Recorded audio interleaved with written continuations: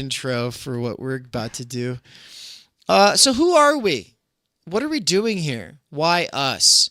This is one of the meta themes of this podcast. In fact, we might even say it is the most important of all of the themes here at Theory Underground, at least to us, okay? At least for us. Yo, Weird Solowski's here. Bogdan is here. We got other folks popping in right now.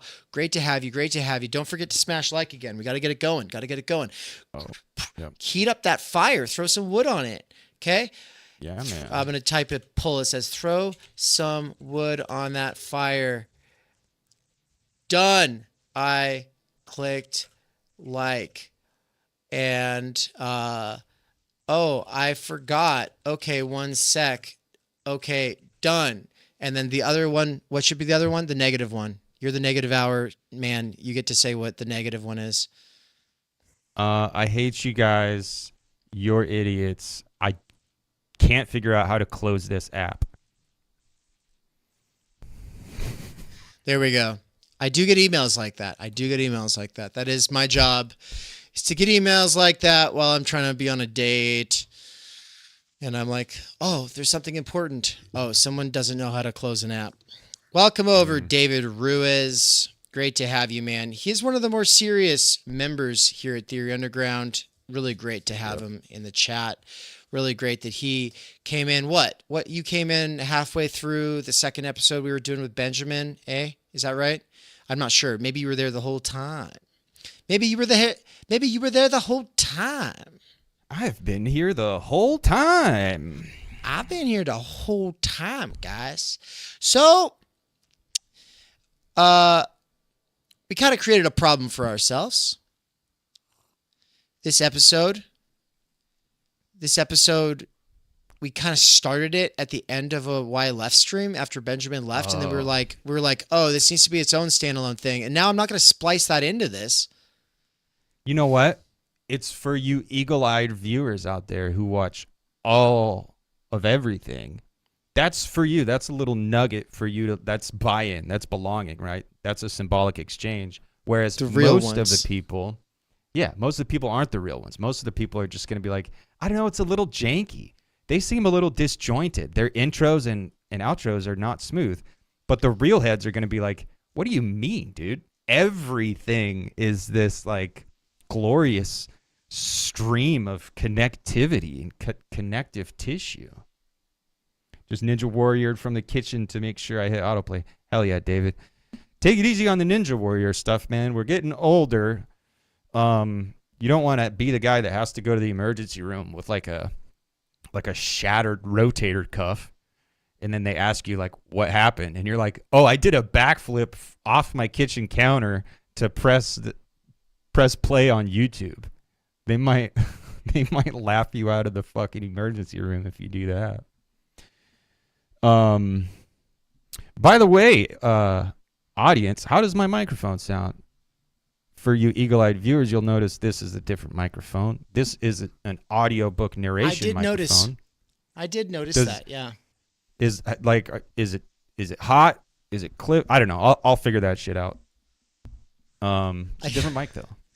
I just realized that for Nance, I should be wearing my shirt like this. Oh, let me put my shirt on, dude. Hold on. Like a cholo. Like a cholo. Elbows up, side to side. Elbows up, side to side. Oh, look, I'm wearing my Happy Christmas t-shirt. Dude, I should be wearing a Christmas thing. Next episode. I'll be in the spirit. I wore this shirt. Promise you. I wore this shirt on tour, and like I didn't notice, but somebody commented like, "Why are you wearing a Christmas shirt in the summer in Germany?" I was like, "Bitch, I don't fucking know." Are the audio levels good, everybody? Jimbo, we don't do division of labor, not at Theory Underground. We do division of drive. Division of drive. Now, if we want to be dialectical, then we have to establish a dialectic between those two things, which is the process of institution building we are currently involved in that aims to keep the people as singularities irreplaceable while nonetheless making it so that we do have time energy somehow, and it it doesn't become McDonald's or whatever. So, it's a hard line to straddle. A lot of people send me concerns all the time about, oh, what if you guys sell out? What if you guys get too big? What if money corrupts the thing? What if? And you could tell that people think that they've thought about this more than we have. But don't worry, guys. There are eagle-eyed viewers who trust the plan. And for the rest of you all, you'll be pleasantly surprised later. Probably long after you've burnt out 3 times and had a bunch of kids, and then you come back and realize we're still doing it. We've been doing it. We were doing it before you realized it. We'd be doing it way after. And then you'll get on board and benefit from all of the hard efforts. But for those who are along for the process of becoming, for those of you who are so excited for what we're about to raid into after this short episode, you're all gonna love the Double Dog Dare at the end in the second half of the first official session of Why Us with Dave and Nance at Theory Underground, baby. Dude, we got some, that was actually the previous live chat. Francois made a funny joke. They said, hey, I have some unsolicited advice for you guys. And then I think it was Solowski or someone else was like, oh, yeah. Or no, it was Mills. They were like, oh, that's their favorite thing. Give it to him. Give it to him. Yeah. So you guys are already bought in. You guys are already memeing along with us. But good. I'm excited for the upcoming episode where we vent a little bit about some unsolicited advice because it doesn't stop. It is like this never-ending inundation with unsolicited advice, and it's like, guys, I don't even want to. Whatever. Never mind. I don't want to dwell. Shut up, Nance. Yeah. Let's get it up on this. Let's stop while we're ahead. Let's stop while we're ahead, dude. Yeah. Okay, so what I think I'll pull this up and scroll along, and then I'll also share it from my screen. So let me. Okay. Yeah, 'cause I realized the reason why share. I wanted. Okay, do it. Okay. I should let you sometimes. Okay. Yeah, do it. Let me say a couple things about the author here. For this piece, I never met him. I had no idea who he was. I had no idea what he was doing. I didn't know jack shit about Jonathan Lethem. And now I do. I know a little bit more about him. And I'm really excited. I really am. This is just such a cool piece. I just don't have a layout that works for this yet. Hold on for a second. We could start without the layout. Like I'll Okay. adjust. I'll adjust the way this looks in a second, but what I want to say about Jonathan Lethem is that I had no idea who he was before I met him, and the first time I laid eyes on him, he was in the audience when we were on tour, and this was already my favorite article on the internet. Mm-hmm. So this is my favorite article on the internet. I had read this multiple times and shared it with lots of people. I think Andy shared this with me like long time ago. And then one day I was with Nance and Ann in SoCal, and we were doing a presentation at some university that has a $5 billion endowment, or $2 billion. $2 billion for like 2,000 students. There's like 2,000 students, and they have a multiple billion-dollar endowment. That's insane. Yeah. So it's Pomona, right? Is that what it's called? Pomona? Pomona College of the Arts? I don't fucking know what it's called. Pomona. It's a little suburb of LA. I'd fucking Pomona if I had to pay that much money for college. Yeah. Stupid. I Pomoned all night long. Yeah. I've been Pomoning since that event. I hardly know her. Stupid. All right, but anyway, I was like, giving a presentation in a kind of weird environment, and there was weird social issue people stuff going on behind the scenes with other people that we were trying to organize with, and I was just like, it's the one where I slapped the podium and got a little animated at one point because I was like, there's a bunch of privileged dicks who just think that this is a presentation. And so in that moment though, like being not the moment that I slapped it, but the moment of the presentation. I was getting like the sense for the people in the room. We had a couple jack-offs who will someday be men, hopefully, sitting in the back, whispering and giggling with each other the whole time that we were all trying to talk when it wasn't their turn. And then we had these people in the audience, like, and one of them in particular, his face, there was something charismatic about it. Maybe it just stood out, or I was kind of like, maybe I know this guy or something. I don't know. Like, it was just weird. But the thing is I'd never actually seen Jonathan Latham's face, so there's no way that I knew that. But some people just kind of stand out. And so I remember this man's face, and I remember thinking, like, this guy's a somebody. Like, this guy, it's the way he carries himself. It's the way he attentively watches everything. I feel like he's picking up on things that most people don't. Like, when I'm doing a talk, there's the person who's struggling to pay attention, the person who's checking their phone, the person who's joking, the person who's taking notes but mostly doodling and just trying to follow along. That's usually me in the audience, by the way, because ADHD, come on. But the Lethem in the audience, now he was paying attention, and I was like, who is this guy? And then he bought Underground Theory and Time Energy on his way out before I got a chance to talk to him. And I remember just being like, who's that guy?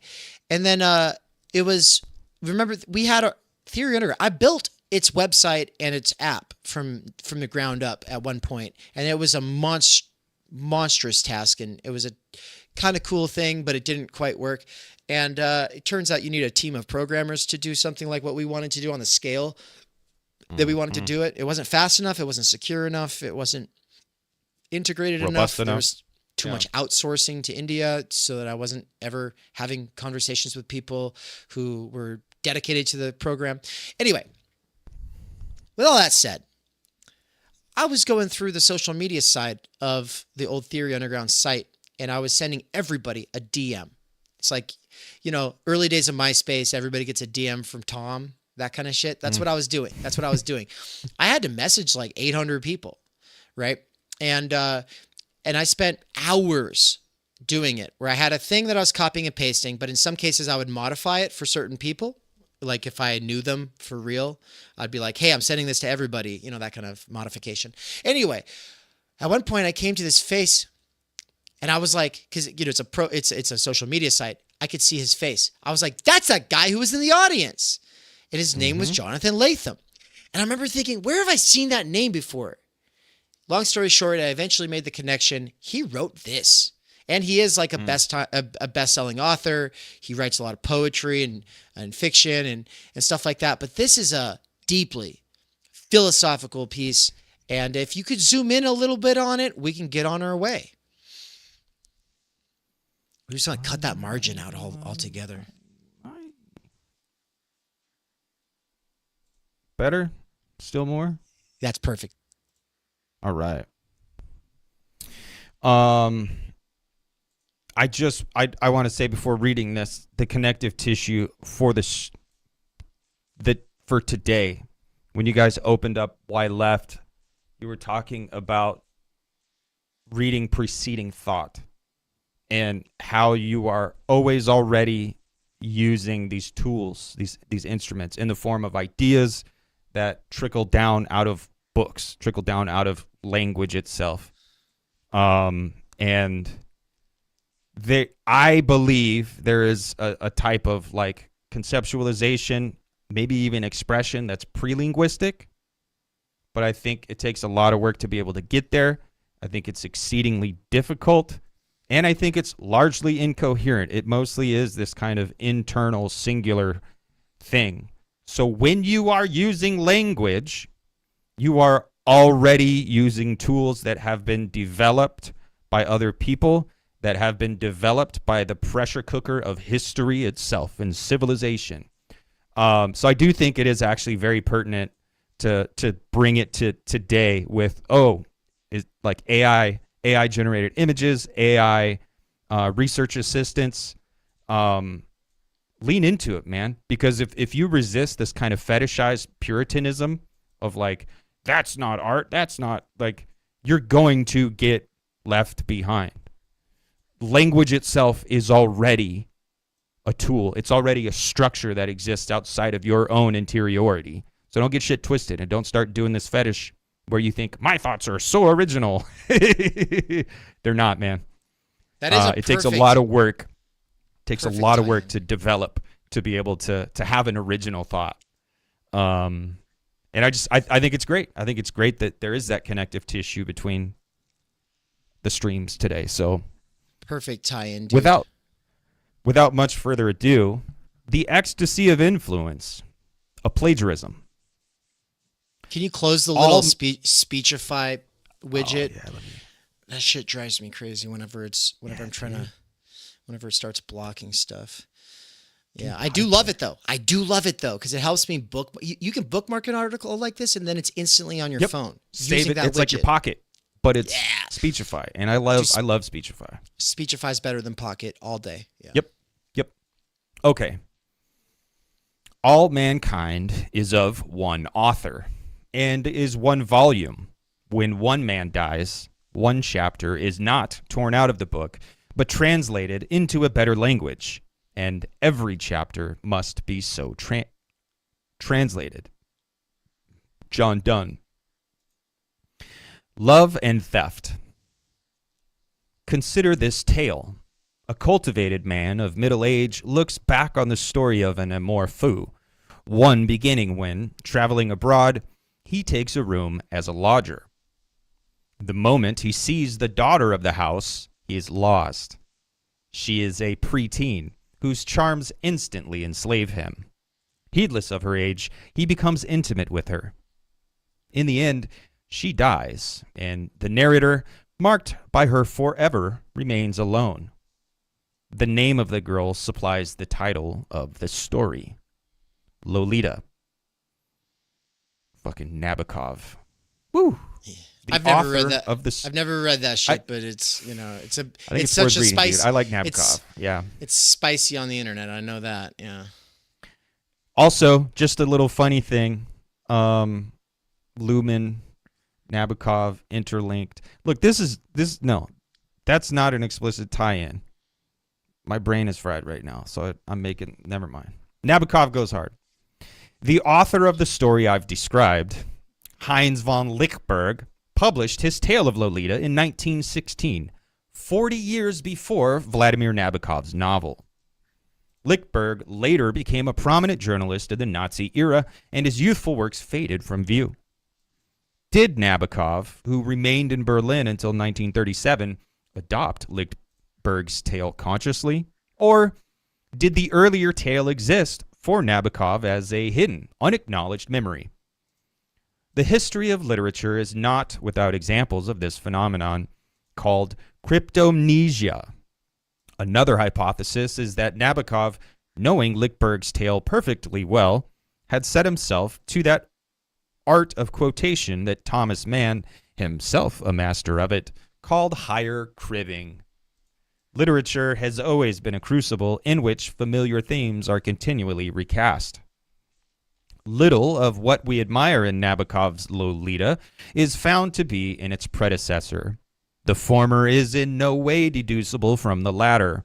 Still, did Nabokov consciously borrow and quote? When you live outside the law, you have to eliminate dishonesty.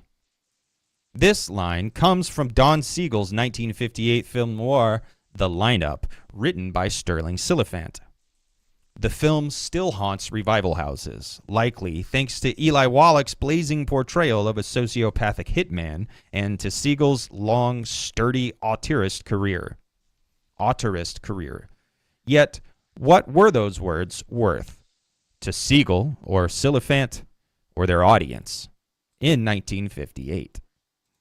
And, again, what was the line worth when Bob Dylan heard it, presumably in some Greenwich Village repertory cinema, cleaned it up a little, and inserted it into Absolutely Sweet Marie? What are they worth now to the culture at large? Appropriation has always played a key role in Dylan's music. The songwriter has grabbed not only from a panoply of vintage Hollywood films, but from Shakespeare and F. Scott Fitzgerald and Junshi Saga's Confessions of a Yakuza. He also nabbed the title of Eric Lott's study of minstrelsy for his 2001 album Love and Theft. One imagines Dylan liked the general resonance of the title, in which emotional misdemeanors stalk the sweetness of love, as they do so often in Dylan's songs.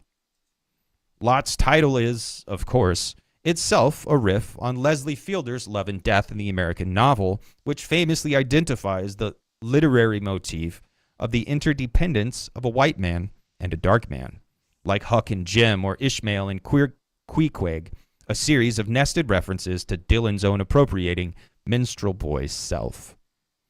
Dylan's art offers a paradox.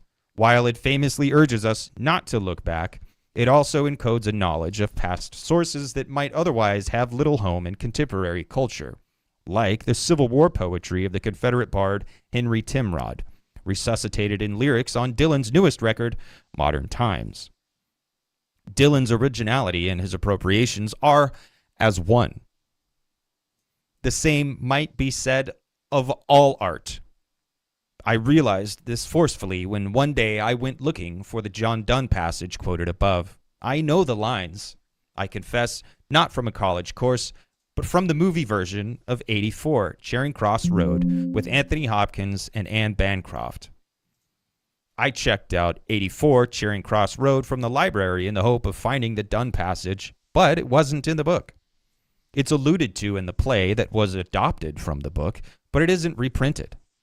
So, I rented the movie again, and there was the passage, read in voiceover by Anthony Hopkins, but without attribution. Unfortunately, the line was also abridged, so that, when I finally turned to the web, I found myself searching for the line, "All mankind is of one volume," instead of, "All mankind is of one author, and is one volume." My internet search was initially no more successful than my library search. I had thought that summoning books from the vastly deep was a matter of a few keystrokes, but when I visited the website of the Yale Library, I found that most of its books don't yet exist as a computer text. As a last-ditch effort, I searched the seemingly more obscure phrase, "Every chapter must be so translated." The passage I wanted finally came to me, as it turns out, not as part of a scholarly library collection, but simply because someone who loves Donne had posted it on his homepage.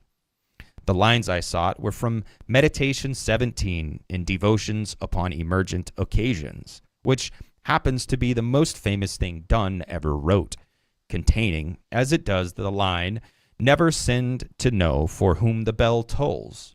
It tolls for thee." My search had led me from a movie to a book, to a play, to a website, and back to a book. Then again, those words may be as famous as they are only because Hemingway lifted them for his book title.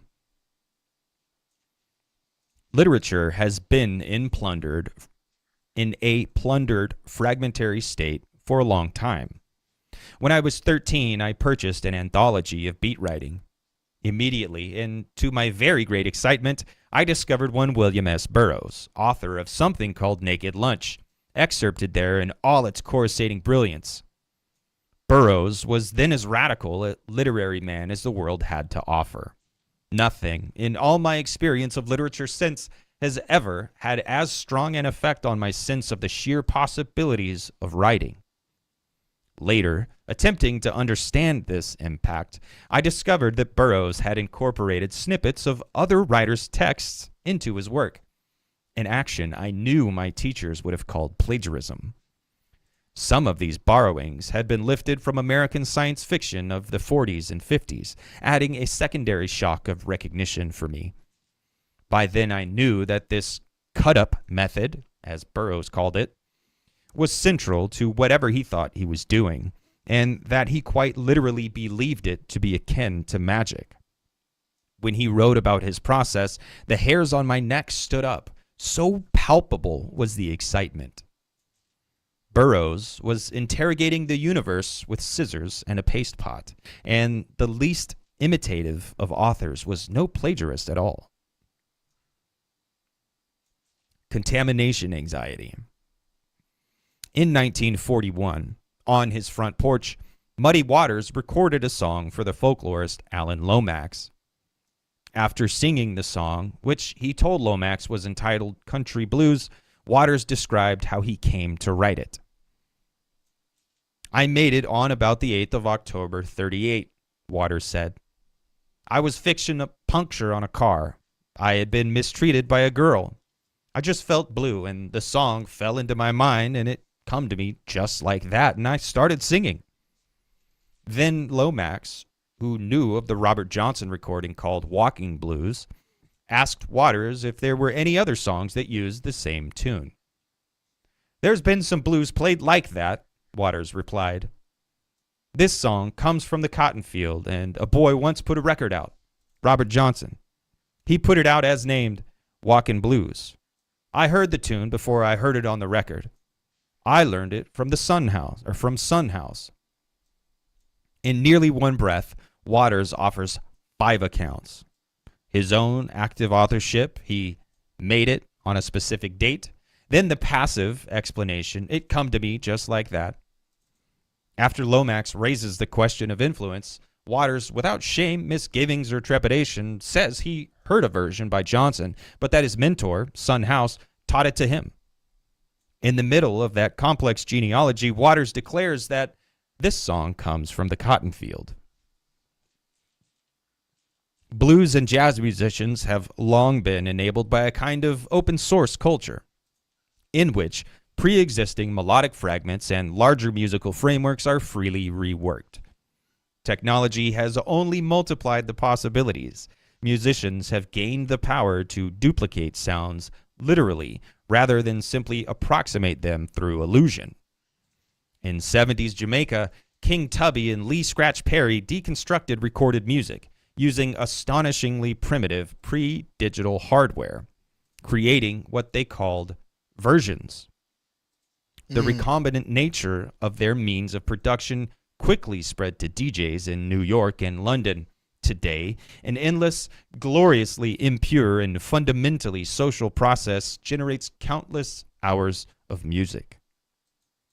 Visual, sound, and text collage, which for many centuries were relatively fugitive traditions, a cento here, a folk pastiche there, became explosively central to a series of movements in the 20th century. Futurism, Cubism, Dada, musique concrète, situationism, pop art, and appropriationism. In fact, collage, the common denominator in that list, might be called the art form of the 20th century, never mind the 21st. But forget, for the moment, chronologies, schools, or even centuries. As examples accumulate, Igor Stravinsky's music and Daniel Johnston's, Francis Bacon's paintings, and Henry Darger's, the novels of Oulipo Group and of Hannah Crafts, the author who pillaged Dickens' Bleak House to write the bondwoman's narrative, as well as cherished texts that become troubling to their admirers after the discovery of their plagiarized elements, like Richard Condon's novels or Martin Luther King Jr.'s sermons, it becomes apparent that appropriation, mimicry, quotation, allusion, and sublimated collaboration consist of a kind of sine qua non of the creative art, cutting across all forms and genres in the realm of cultural production. In a courtroom scene from The Simpsons that has since entered into the television canon, an argument over the ownership of the animated characters Itchy and Scratchy rapidly escalates into an existential debate on the very nature of cartoons. "Animation is built on plagiarism," declares the show's hot-tempered cartoon producer within a cartoon, Roger Myers Jr. "You take away our right to steal ideas. Where are they going to come from?" If nostalgic cartoonists had never borrowed from Fritz the Cat, there would be no Ren and Stimpy show. Without the Rankin Bass and Charlie Brown Christmas specials, there would be no South Park. And without the Flintstones, more or less the honeymooners in cartoon loincloths, The Simpsons would cease to exist. If those don't strike you as essential losses, then consider the remarkable series of plagiarisms that link Ovid's Pyramus and Thisbe with Shakespeare's Romeo and Juliet and Leonard Bernstein's West Side Story, or Shakespeare's description of Cleopatra, copied nearly verbatim from Plutarch's Life of Mark Antony, and also later nicked by T.S. Eliot for The Wasteland. If these are examples of plagiarism, then we want more plagiarism. And I just want to say, I don't know that he probably says this, but all throughout the medieval and just like Middle Ages, how did music spread? Bards go around learning stories and songs, and then they come up upon an audience and they go, okay, and then they improvise, and they're DJing from their soul, interfacing between themselves and the needs of that audience. And they're drawing on the rich reservoirs that they have filled over time in their journeys, in their apprenticeships, in their readings, in their listenings. If they hear a tune they like, they start playing it and they riff on it. And then people are like, oh yeah, I like jazz, so cool. Rap, so cool. Yeah? Yeah, well, when it was doing its thing at its best, this was not a concern because it wasn't so mainstream yet. This was the point. This is something important about the human spirit and art itself. I like when he said, what did he say? Sublimated collaboration? Yeah, sublimated. I love that. I fucking love that, dude. The reason we need to do this soon into our podcast, though, not just because of the creative projects that we're working on the back room, not just because of the prevalence of AI art, not just because people say things in the chat every once in a while that kind of is just like, guys. No, it's. By the way, can you close that little ad at the bottom? I don't think the people on the screen see it, but I see it, and it's like this little. They want you to subscribe. Oh, great! Now by clicking it, now you have to save up to 84% off. Shit! Fuck off, Harper's. I ruined everything. Can you not close that for real? You can't. Smart. No, it's smart on their part. You want to click it so you can close it. Yeah. Anyway. Whoa. I'm saying the reason that we have to do this now is because everyone who's coming into the life of the mind at some point realizes that their thoughts are footnotes to Plato or something along those lines. We just covered that on the Why Left episode, Message to a Young Theorist. And what I really just want to drive home is that if you realize it, it's not enough to know it. That's not going to work. If people think you're a plagiarist, you undermine your legitimacy. So there's the fact of this reality, of this sort of sublimated collaboration that we're all a part of and that we can kind of take ownership of, and that we could. But guys, if you just go, yeah, so it's all cool, all is fair, it's all a sublimated collaboration, I'm just going to take everything everyone in the scene is doing today and just riff on it and put my own twist on it and never give credit where credit is due, or I'm going to read Mikey's blog post on objet Petitah and the phallus, and then I'm going to go write a piece about Lacan that wouldn't have been possible if it wasn't for his pieces, and then I'm not going to give credit where it's due. Well, that's a problem. It delegitimates you. You might come off for a little while like some kind of a master who just figured this stuff out on your own. But anybody who's in the know knows that you didn't figure anything out on your own. Everybody who's in the know knows that this is a crisis. This realization that we are in this place of sublimated collaboration is a crisis. Because if you know that you have debts to all of these other thinkers, then you feel a crisis like, how do I show that without coming off like I'm just trying to name these names for clout? How do I show that so that I'm giving respect where it's due, so it's not like I'm just ripping them off? And there might be certain contexts where you can kind of just do whatever you want, like theory fiction, but there's, for us, at the level of self-legitimation, the crises that we have when it comes to legitimation, for the question, why us here at Theory Underground, one of the big things is to realize that what he's talking about here is the situation, and then to say, nevertheless, what must we do to not undermine our own legitimacy, right? We're all internet-brained people. Then in that case, everything's memes. Well, we're trying to counter that to some extent. How much? And how to harness aspects of this. Yeah. Harnessing, dude.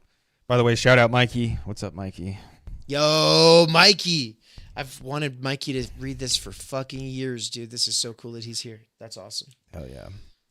Most artists are brought to their vocation when their own nascent gifts are awakened by the work of a master. That is to say, most artists are converted to art by art itself. Finding one's voice isn't just an emptying and purifying oneself of the words of others, but an adopting and embracing of affiliations, communities, and discourses. Inspiration could be called inhaling the memory of an act never experienced. Invention, it must be humbly admitted, does not consist in creating out of void, but out of chaos.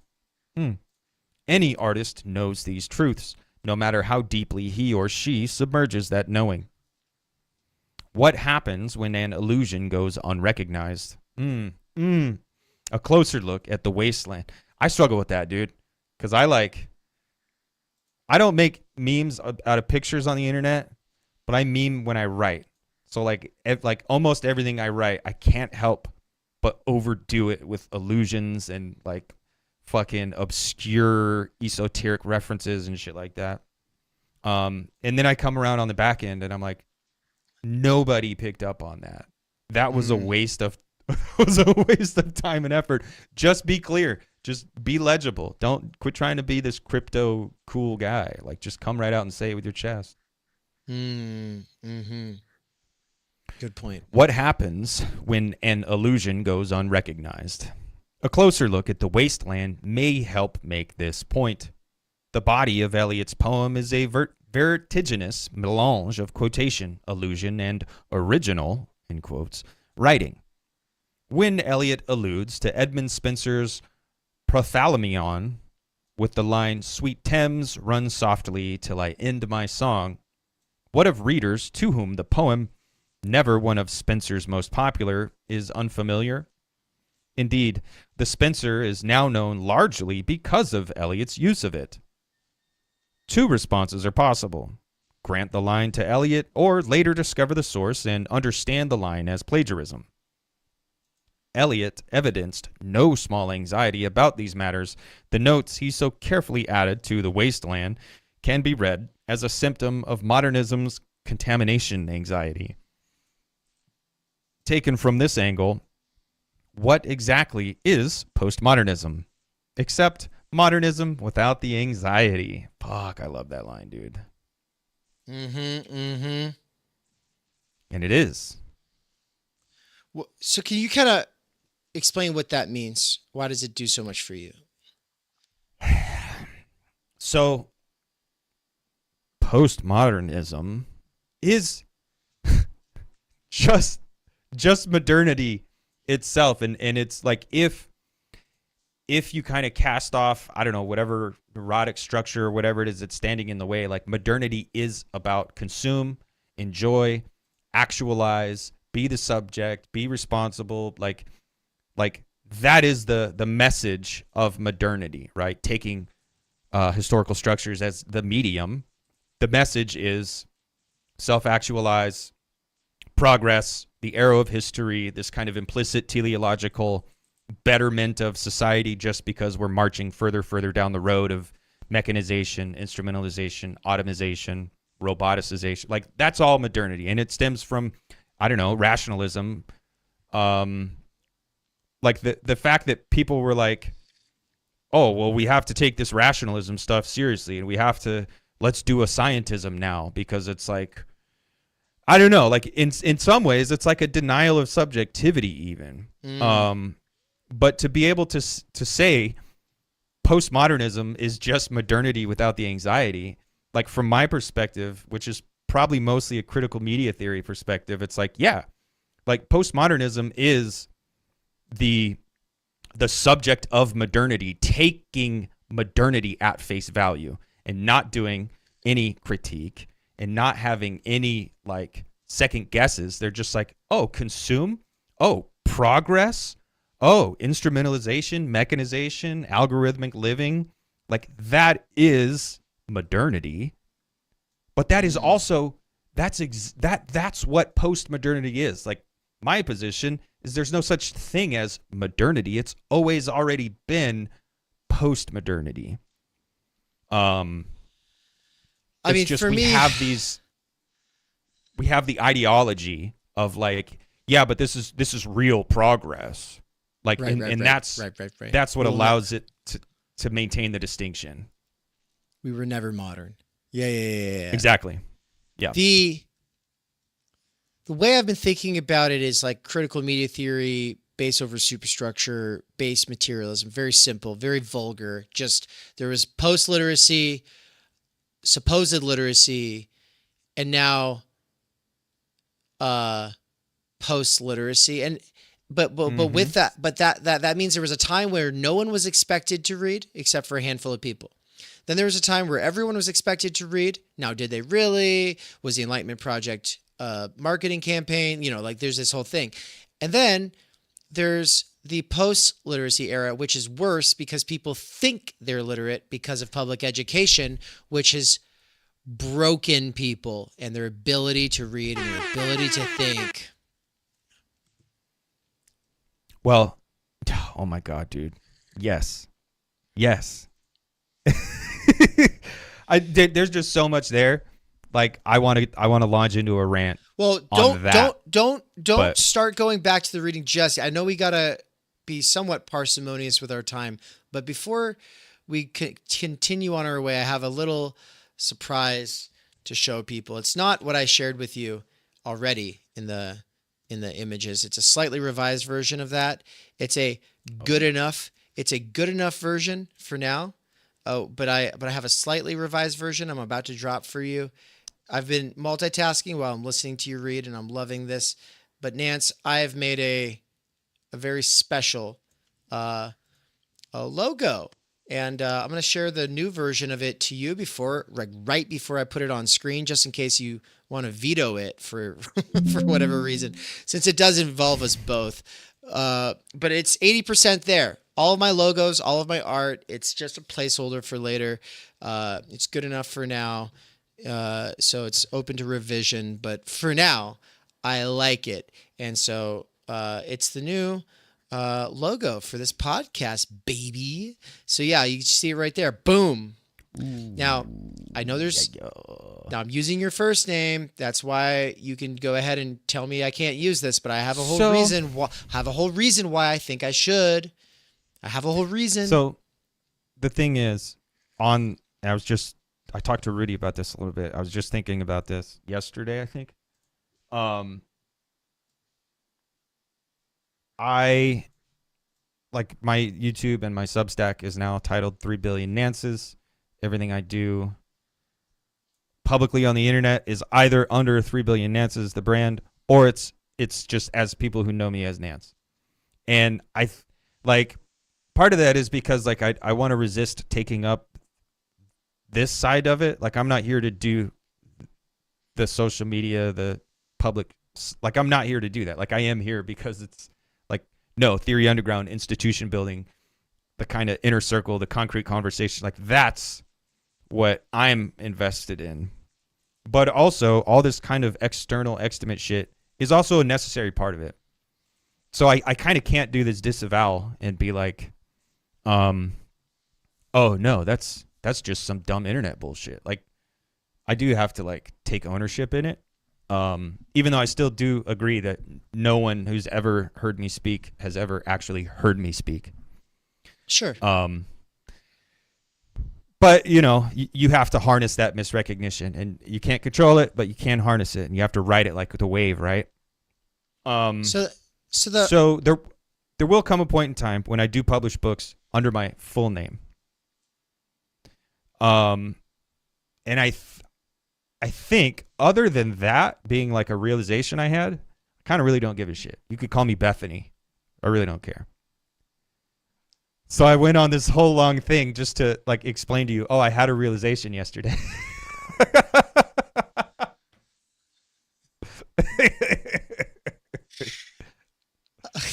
You want me to call you Bethany? I don't care, dude. Is there something we need to know? That's my dead name. Or no, Bryce is my dead name. Okay. All right. So I all like that it. to Looks say. fucking good, dude. All right, Looks I'll good. drop Is it on. up yet? I'll share everyone. I'll show everyone right now. 3, 2, 1. It's on the screen. Clap. Put the clapping hands on their ants. Pew pew pew pew.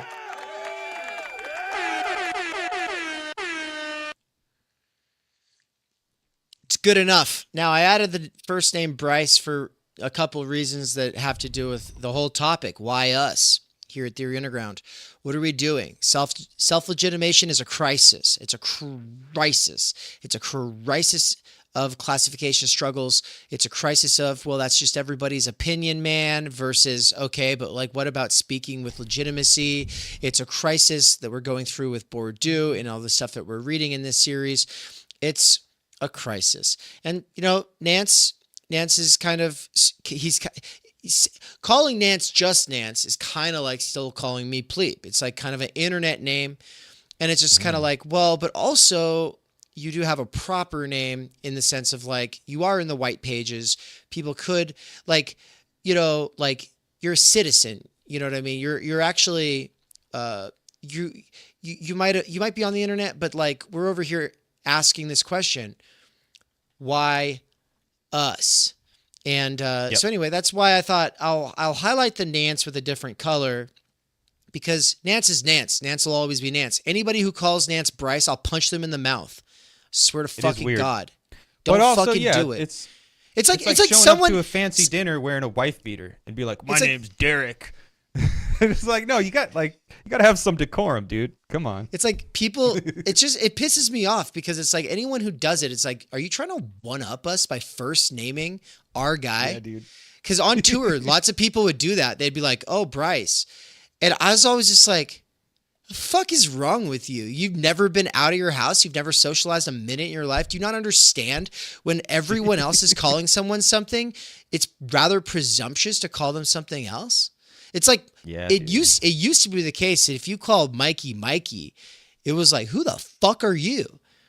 Right? Like that it eventually became a thing where everyone was calling him Mikey, but there was a time for a long time there where that's Michael Downs. And who the fuck are you to be called, or it's the Dangerous Maybe, but who are you to be calling him Mikey like you're his buddy? You're not his buddy, right? Yeah. So it's interesting. It's an interesting thing. And names, proper names, legitimation, institution, categories as insults. There's symbolic weight, dude. There's something there, guys. Absolutely. And I mean, that's ultimately, we are kind of interrogating this facet of the symbolic where it relates to value. Like, yes, it has symbolic weight, but it also does have symbolic value. It would be inappropriate for me to show up at a fancy dinner party in a wife beater and be like, my name's Nance. Like, you got to put a fucking shirt on, put a tie on, comb your fucking hair. You know, like decorum, comportment, respect. These things matter. At the point that the punk rocker is telling you that, you know, it's time to take it seriously. Really quick, Mandy, I see you here in the chat. It's great to have you. Mandy. Listen, Mandy, I like you. It's okay. I don't mind having you in the chat, but you got to go to the stream from earlier. It's excellent. It's actually right up your alley. Look, you're going to like what we're reading here and engage with Burroughs and all this stuff that you love already, Mandy, but I promise you, the thing I just did with Benjamin, the 2 episodes, is more important for you than anything else, just in terms of mutual recognition and how I brought in Nance with his quote, or he read a quote from me, but it in part stems from little things that we've kind of discussed over the last few months. So I just want to, if you want to stick around for this stream, great. But also if you have limited time today, that stream is absolutely essential. So yeah, man. Cheers though. Great to have you. J.A. said, you're not real good at this parasocial bonding. Yeah, I was going to like say like, what does that mean? But then I was like, it doesn't matter what that means. Like I was going to be like, what do you mean by that? But then I realized it doesn't matter what you mean by that. Yeah. Well, I think part of what we do is we constantly break that parasocial bonding, but then we go right back to doing this looking at the camera. A lot of streamers, you'll notice it. A lot of streamers, they never look at the camera unless they're memeing. So they'll always be like this, looking at in the direction of the text if all is going well. If all is going well. Otherwise they're like talking and like looking off the side of the camera or whatever. Like, they're looking in the wrong direction. I try to be looking like at whatever's going on, how I set up my arrangement here. Yeah. But yeah, but the looking at the camera thing that I do, I actually do have two screens in here, and Nance is right behind the camera right now. So when I look at Nance, I'm kind of looking at the camera. But also, no, like you kind of have to play against that. You play off that parasocial thing. Parasociality is a conspiracy theory created by liberals who want to keep you in the underclass. Because instead of like becoming involved in a rich something, you sit back and you're just like, oh, well, I couldn't do that. Like, yeah, like it reifies this. It's not a fourth wall. It's a fifth wall, right? The parasocial barrier is a fifth wall now. Using the fourth wall from theater. Like when you reify that, you do reify your own position as I'm the consumer. I'm the enjoyer. I'm the lifestyle enjoyer. And it's like, yes, you are the lifestyle enjoyer, but you also contain the potential to be more than that. So when you refuse to take this fifth wall at face value, and you do play with it in interesting ways, there's a potential pathway for you to realize that potential in yourself. There is a baby in the bathwater of parasociality theory. Don't make me repeat that. I am a smart person too. You're not smarter than me. There is a baby in that bathwater. There is a kernel upon which it sustains itself for all of us. There's a reason we've learned to use that word. It's because, yes, on tour, there were people who did not think about our particularity and where we were actually coming from and what we were actually dealing with, and then try to actually like meet us in the middle, like where we were at. And instead, like they had a prefigured idea of how everything was going to go. And they had this imaginary character that Dave was supposed to perform. And most of it involves me just kind of nodding and going, cool, as they talk. And it's just like, cool. It's happened. It happened when I went to Mexico. It happened when I went to, I'm not going to start saying cities because that would actually probably make it obvious who I'm talking about, but it was hit or miss, but it's a pretty common phenomenon. Anne pointed it out. She was like, some of these people that we're meeting, they just talk to you. They never listen to us and they never look at me. And I was like, yeah, and I want to punch every one of them in the face. But at the end of the day, they're 25 or 26 or 27, and they're trying to impress a 36 or 35-year-old, depending on which tour we're talking about. And, I don't blame them. You know what I mean? Like, I don't blame them, but like they're up and coming young pups, and this is their opportunity to talk back to the stream that otherwise is all one directional. But we're trying to lay the conditions of possibility for being able to have a real dialogue. Okay. But, and that little thing, that dynamic that we're talking about, sure, it is parasocial in the analytical, like sort of definitional sense of the term. But the reason there's so much bullshit that comes with it is because it assumes influencers versus followers, and that you just need to be a follower and don't act like you know me. This is all like an image. And it's just like, no, that's for celebrities or micro celebrities. I'm not a fucking micro celebrity. I quit Theory Plebe on purpose. I'm not a micro celebrity. People who treat me like one, it's fine, but I'm not. And if there's an aspect of this that kind of comes off like that, it's because I've got the riz, as the kids say these days. Duh. But guess what that means? It means that you're likable. It just means you're likable, or you make yourself likable, or you at least know how, sometimes, in my case, to make yourself likable. That's one thing. That is, so a lot of what is passing as parasociality is just like, that person was likable, and so you kind of like them, and you kind of hope they would like you back. Let's make a conspiracy theory about that, how it's all about your ego. Yeah, it's wrong to be sorry, we're likable. people. Well, that's very convenient for, the way things are, the Kurt's intrinsic capital right now. Like, we are isolated and hyper-alienated and hyper-individuated, and it only serves capital's purposes for us to be more alienated and to think like, oh, I can't be likable. I can't meet new people and make new friends and like do this thing. And you just sit at home and you fucking jerk off and you fucking goon all day long. And that's what capital wants. And we're trying to break out of that shit. J.A. said, And actually, affability. Affability is a good word, man. I never think about that word. Yeah. Affability. Remember that kid, affluenza? Remember that word? You don't remember that? Is that like the hot? Is that like the Haktua girl? No. She's affable though. I mean, she's got some charisma. So does Lily Phillips. Affluenza. Oh, I'm sure. I mean, so does Mangione. Yeah, I'm sure there's. Yeah. Years ago there was like a young suburban kid who drunk driver killed some people. And he got probation. Like, he didn't get arrested for manslaughter. He got fucking probation. And the media was calling it affluenza was the problem. And they were like, it was in the privileged discourse, and it was fucked up. Like, the kid like ran over some people while he was drunk driving, and he only got probation because like his parents were connected or whatever. But yeah. Affluenza. Fucking L take, Riz, Skibbity, Sigma, fuck you, chat. We're on the internet.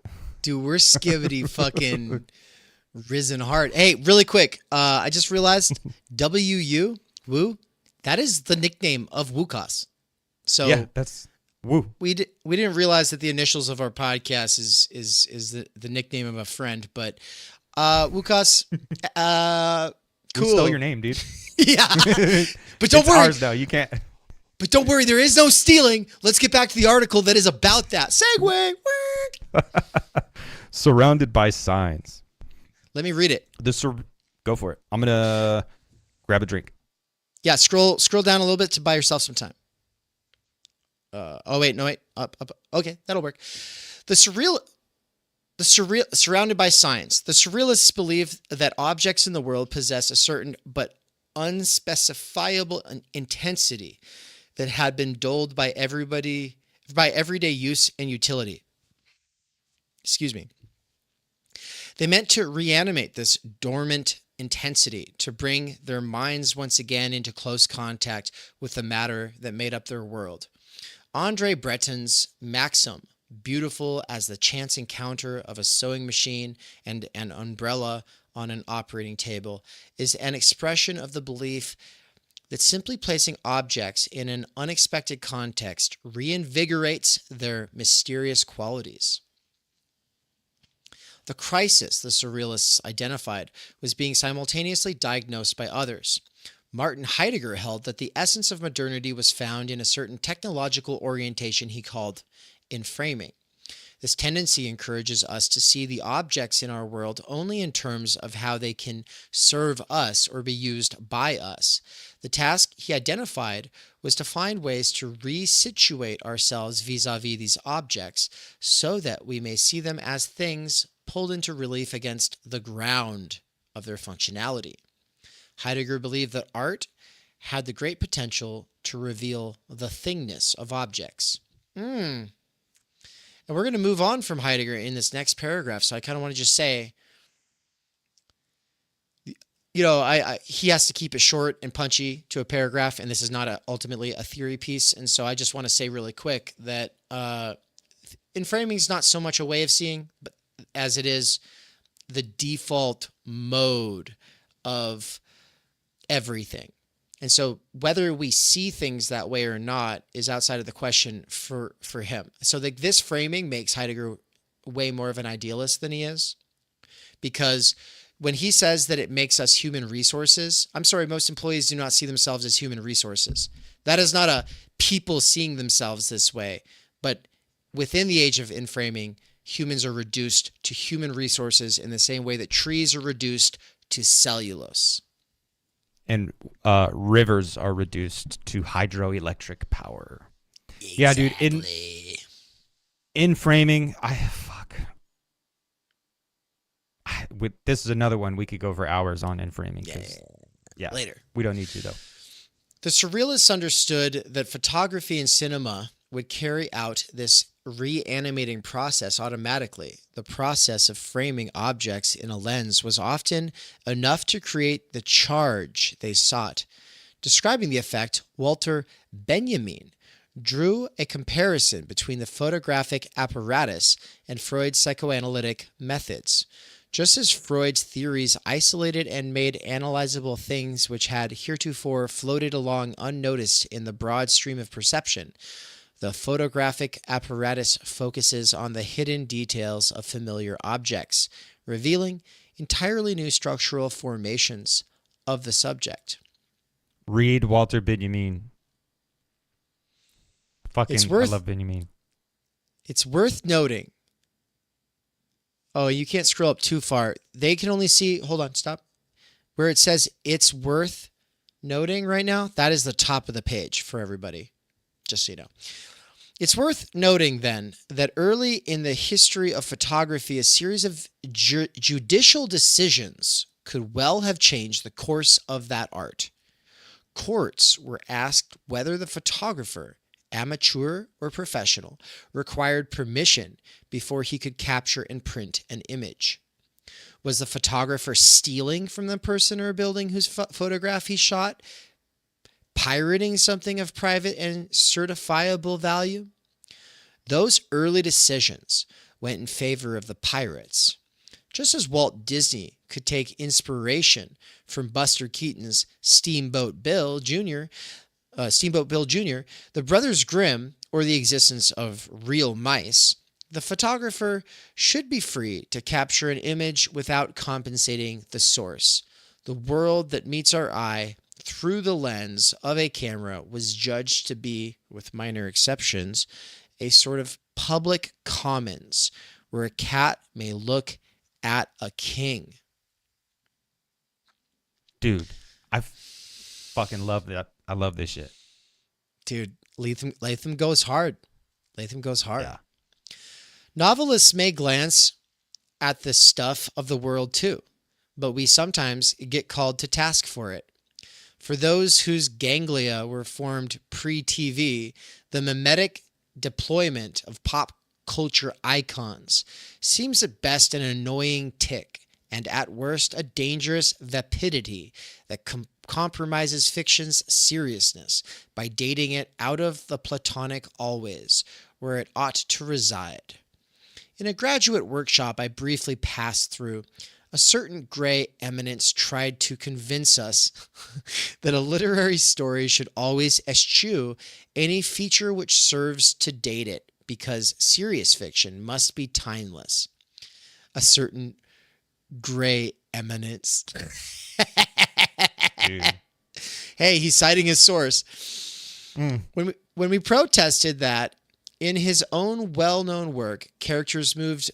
When we protested that in his own well-known work, characters moved about electrically lit rooms, drove cars, and spoke not Anglo-Saxon, but post-war English, and further, that fiction he had himself ratified as great, such as Dickens, was liberally strewn with innately topical commercial and time-bound references, the gray eminence, the gray eminence impatiently amended his prescription to those explicit references that would date a story in the frivolous now.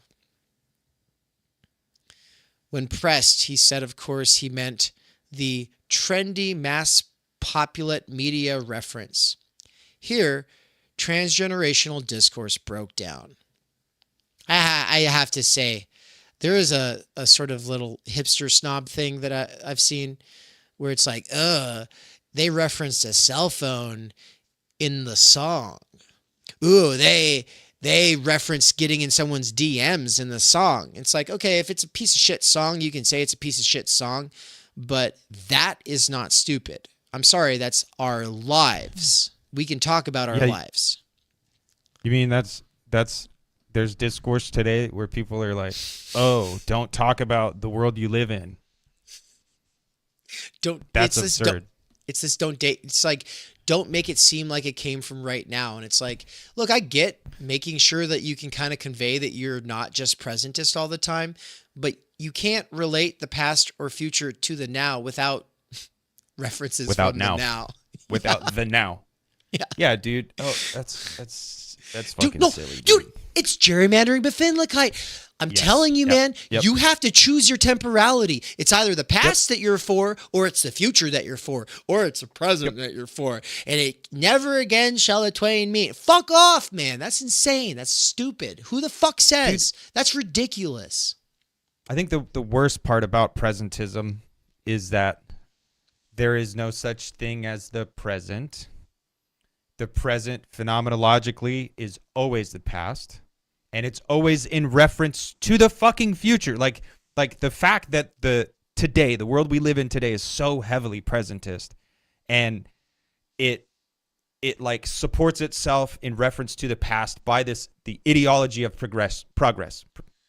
So like the ideology of progress makes presentism the popular choice to make, and it's like, no, do what you can do now. We're here now. Make these timeless references. Like I just and like the present is the biggest ideological operation of them all, because there's already no such fucking thing as the present. What you have access to phenomenologically is past, and what you're living toward is the future. Like, just get rid of the idea of the present. Yeah. It's horrible. Yeah. Yeah. And that's, I mean, really, one of the tremendous accomplishments of being in time, because every chapter builds up to chapters 4, 5, and 6. I just think the book should have started with chapter 6 of Division 2 is all. Anyway, let's keep going. Take it away. J.A., you're derailing me. But that's not necessarily a bad thing. That means I'm interested in what it is you're saying. It means I'm interested in what you're saying. Sorry. Yeah, I was born in help the production. I was born in 1964. I grew up watching Captain Kangaroo, moon landings, zillions of TV ads, the Banana Splits, MASH, and the Mary Tyler Moore Show. I was born with words in my mouth. Band-Aid, Q-tip, Xerox. Object names as fixed and eternal in my logosphere as taxicab and toothbrush. The world is a home littered with pop culture products and their emblems. I also came of age swamped by parodies that stood for originals yet mysterious to me. I knew Monkees before Beatles, Belmondo before Bogart, and remember the movie Summer of 42 from a Mad Magazine satire, though I've still never seen the film itself.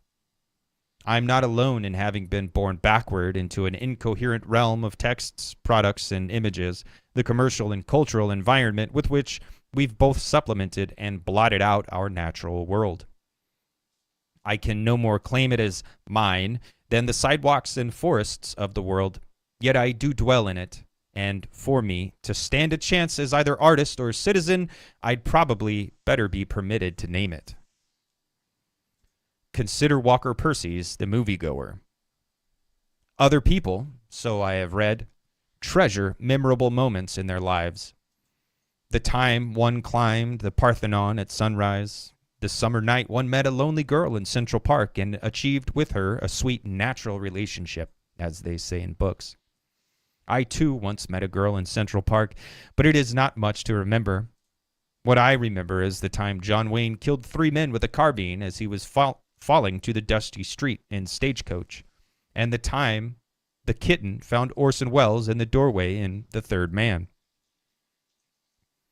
Today, when we can eat Tex-Mex with chopsticks while listening to reggae and watching a YouTube rebroadcast of the Berlin Wall's fall, or in other words, when damn near everything presents itself as familiar, it's not a surprise that some of today's most ambitious art is going about trying to make the familiar strange.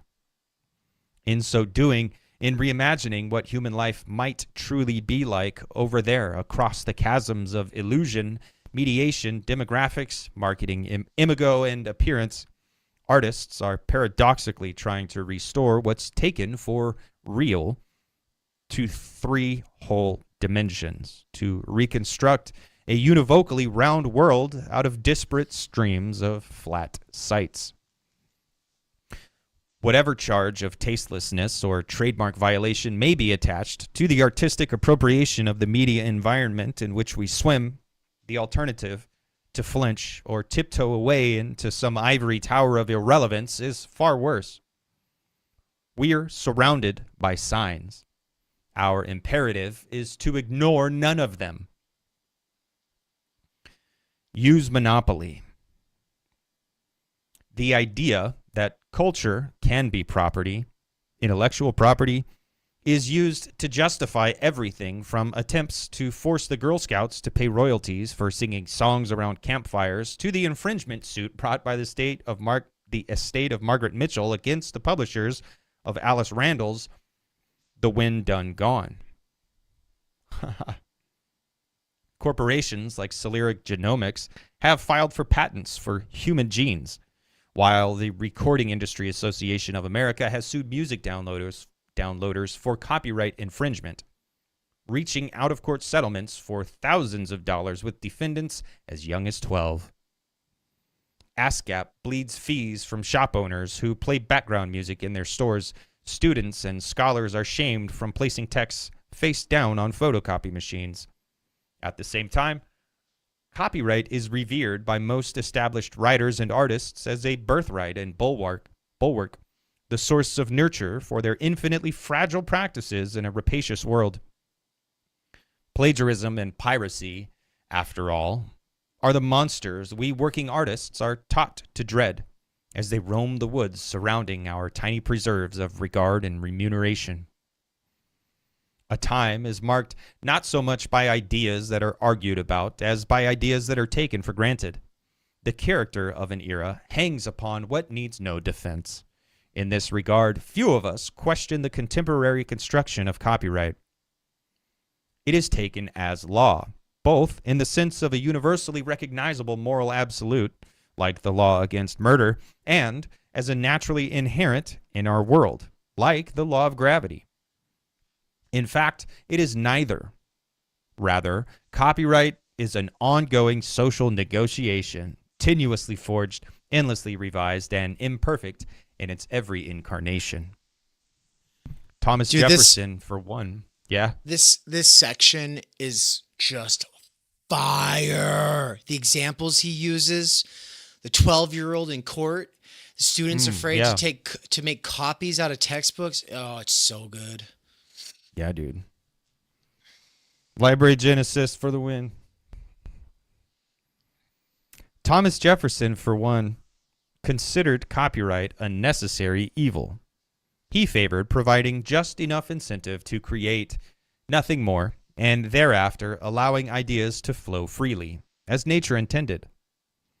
His conception of copyright was enshrined in the Constitution, which gives Congress the authority to promote the progress of science and useful arts by securing for limited times to authors and inventors the exclusive right to their respective writings and discoveries.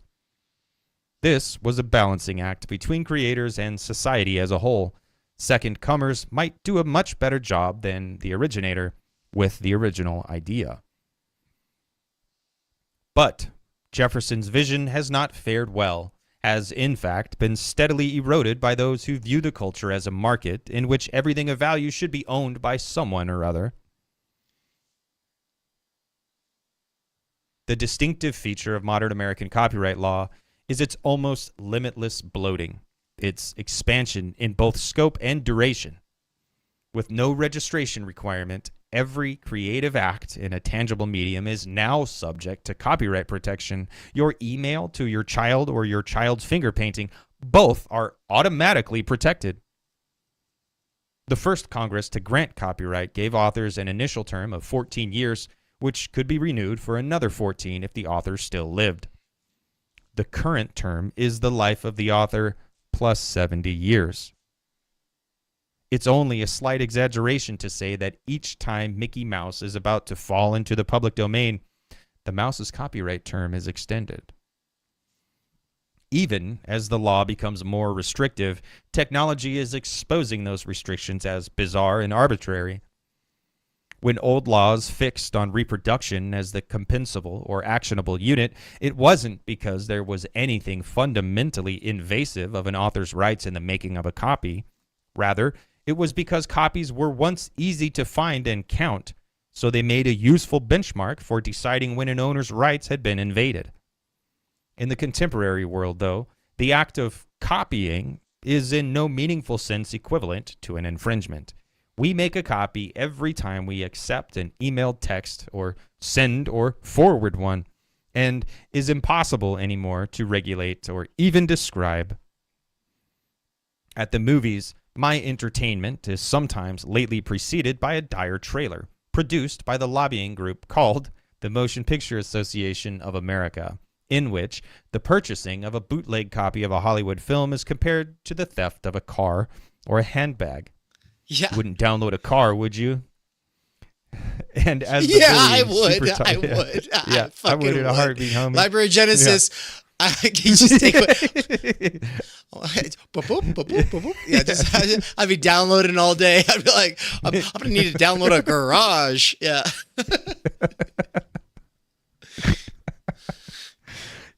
But download a house, man. Yeah, dude. And as the bullying super titles remind us, you wouldn't steal a handbag. This conflation forms an incitement to quit thinking. If I were to tell you that pirating DVDs or downloading music is in no way different from loaning a friend a book, my own arguments would be as ethically bankrupt as the MPAA's. The truth lies somewhere in the vast gray area between the two overstated positions. For a car or a handbag, once stolen, no longer is available to its owner, while the appropriation of an article of intellectual property leaves the original untouched. As Jefferson wrote, "He who receives an idea from me receives instruction himself without lessening mine, as he who lights his taper at mine receives light without darkening mine." Yet, industries of cultural capital who profit not from creating but from distributing see the sale of culture as a zero-sum game. The piano roll publishers fear the record companies, who fear the cassette tape manufacturers, who fear the online vendors, who fear whoever else is next in line to profit most quickly from the intangible and infinitely reproducible fruits of an artist's labor.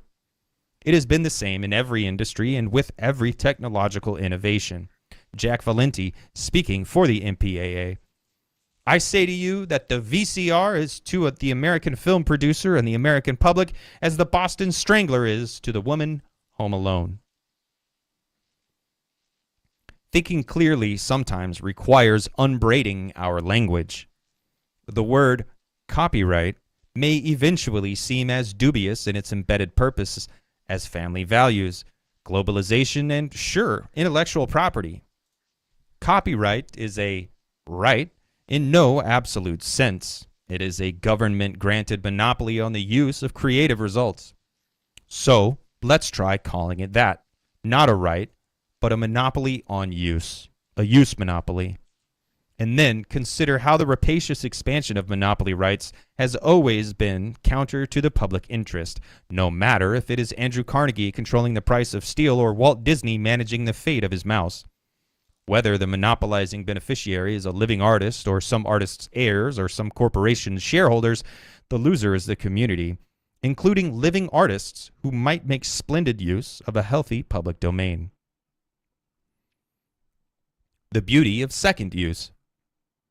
A few years ago, someone brought me a strange gift, purchased at MoMA's Downtown Design Store, Museum of Modern Art's Downtown Design Store, a copy of my own first novel, Gun, with occasional music, expertly cut into the contours of a pistol. The object was the work of Robert or T? I don't know the guy's name. An artist whose specialty is in the reincarnation of everyday materials. I regard my first book as an old friend, one who never fails to remind me of the spirit with which I entered into this game of art and commerce. That to be allowed to insert the materials of my imagination onto the shelves of bookstores and into the minds of readers, if only a handful, was a wild privilege. I was paid $6,000 for 3 years of writing. But at the time, I'd have happily published the results for nothing. Now, my old friend had come home in a new form, one I was unlikely to have imagined for it myself. The gun book wasn't readable, exactly, but I couldn't take offense at that. The fertile spirit of stray connection this appropriated object conveyed back to me, the strange beauty of its second use, was a reward for being a published writer. I could never have fathomed in advance. And the world makes room for both my novel and Robert Thie's gun book. There's no need to choose between the two. In the first life of creative property, if the creator is lucky, the content is sold. After the commercial life is ended, our tradition supports a second life as well. A newspaper is delivered to a doorstep, and the next day, I feel like this is worth saying every once in a while. To Hob de Bob, who said, I need to go soon, but want to hear the rest of the article. How much more? Nothing we make is meant to be consumed in a presentist way. We assume an audience of people who are here for 20 minutes at a time, because that is the average. The average person is here just for 20 minutes, and you'll come back to it because now that you know what it's good for, you'll come back to it when your mind is bothering you to finish it. Like if you're listening to music in the store without really, you're multitasking and there's some song, chances are like you are fine walking out of the store without finishing the song. Same thing is true with an episode of anything happening at Theory Underground. If your mind reminds you of it later, or the algorithm, then go back to it then. You know, don't hold off on what you should be doing just because you want to finish this. Stop making excuses. Go get after what you have to do. I'm like imagining some like neglected child in the other room, like, Dad, shut up! Shut up! I gotta finish this episode! God damn it, Nance and Dave will not stop! They just keep going. They're having too much fun. Guys, how much longer is this going to be? Sitting there fidgety, like looking at the watch. Like, come on, can you get this done in 20 minutes? We'll get this done whenever it works out. I mean, because we have the full, we reserve the right to stop and make a joke like this right now. So I can't tell you how much longer, but I think we're almost halfway through, but maybe more because there's a lot of footnotes. So you just kind of have to roll with the punches. And if you're not in it for the whole thing, just kind of that it's one of those days. If it's one of those days, then you know it's all about the he said, she said bullshit. Yeah, it was a joke though. It was a joke. Anne's like, was that you yelling? A wizard is never late.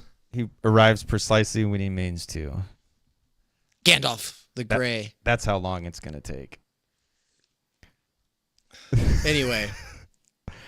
Oh, and by the way, Jimbo, I'm sorry. When I timed you out, it kind of did it as a joke, but it's because you told people you got to read something, and we've already been saying if you come into the chat and you say someone's got to read something, it's timeout time because you shouldn't be. This is not like a let's all. No, this is not disparate, random this and that and the other, and so and so's got the best theory on this. Until you know the fundamental concepts, questions, and problems to you, it's not time to be making recommendations. That's all. So because it's a school of thought in process, and we're very well aware of.